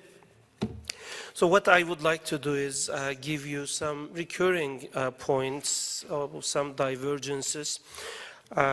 It sounded like a Sustainable Development Goal on water, a dedicated goal, is not only a good idea, but it's almost necessary. This wasn't the consensus, but a lot of the speakers, or those who expressed an opinion, thought that a dedicated water goal would be very useful or essential. There were also statements, questions to that, doubts, if you will, indicating a need to test, to check if all cross-links, cross-references are satisfied, or if there are aspects that can be covered elsewhere in a more appropriate or more effective manner in the broader suite of SDGs. Another recurring point was that economics could have been included more explicitly. The economic case was not coming out explicitly enough, which was then it was accompanied by aspects such as affordability, accessibility, sufficiency, references to market, references to issues such as equity within this general concept. Equity was another aspect that came up quite frequently in on other occasions, and for basically for all of the items listed, gender aspects were underlined, and calls were made to make them more specific. Environmental sustainability, environment, references to environment, incorporation of environmental aspects, especially in the WASH part of the goal, was brought to the attention of the group by more than one speaker. Another such topic was capacity development, education, training, capacity building on several occasions that many participants thought could be more explicitly incorporated. I think the governance issues and those aspects of governance such as participation, transparency, accountability, and the like were also mentioned to the extent that in the final session, the bottom block was proposed to be either moved to the top or actually explicitly incorporated in the targets. One other consideration that was brought up that I thought was important was the aspect of indicators used. A target could be fine, but if the indicator that would allow the target to be monitored is not actually being populated or actually leading the member states or the implementers into an unexpected direction or an undesired direction, that could be an issue, and a reality test was suggested. I'm sure I'm missing many other points raised that are equally or more important than the ones that I listed, so I would like to apologize ahead of time for this. This is being taped, and many of our colleagues, including myself, have been taking notes, which I think will be used very productively in improving the existing formulation of a potential dedicated target SDG on water. With this, I conclude my wrap-up. I was asked to make an announcement which says tomorrow, same time, same place, to be continued on WASH. So apparently here we will have a session on WASH, and obviously, excuse me? It's not only WASH, it's about okay, it's about the 3 streams, so it's about the whole thing.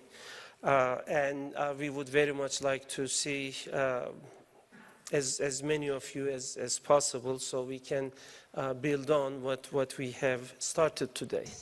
So with this, I would like to thank, on behalf of UN Water, okay, so Joachim. Okay, let me still thank on behalf of UN Water and also on behalf of the 3 programs of UN Water for your participation, and leave the floor to my colleague Joachim Harlin. Thank you.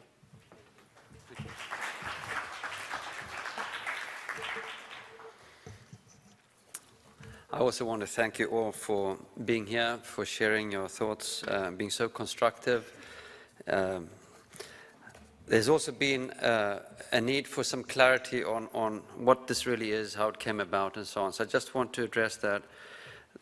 What we have seen here and what we're presenting is the result of a working group within UN Water. So this working group is within UN Water. It draws on a lot of background material and processes and so forth as we've discussed.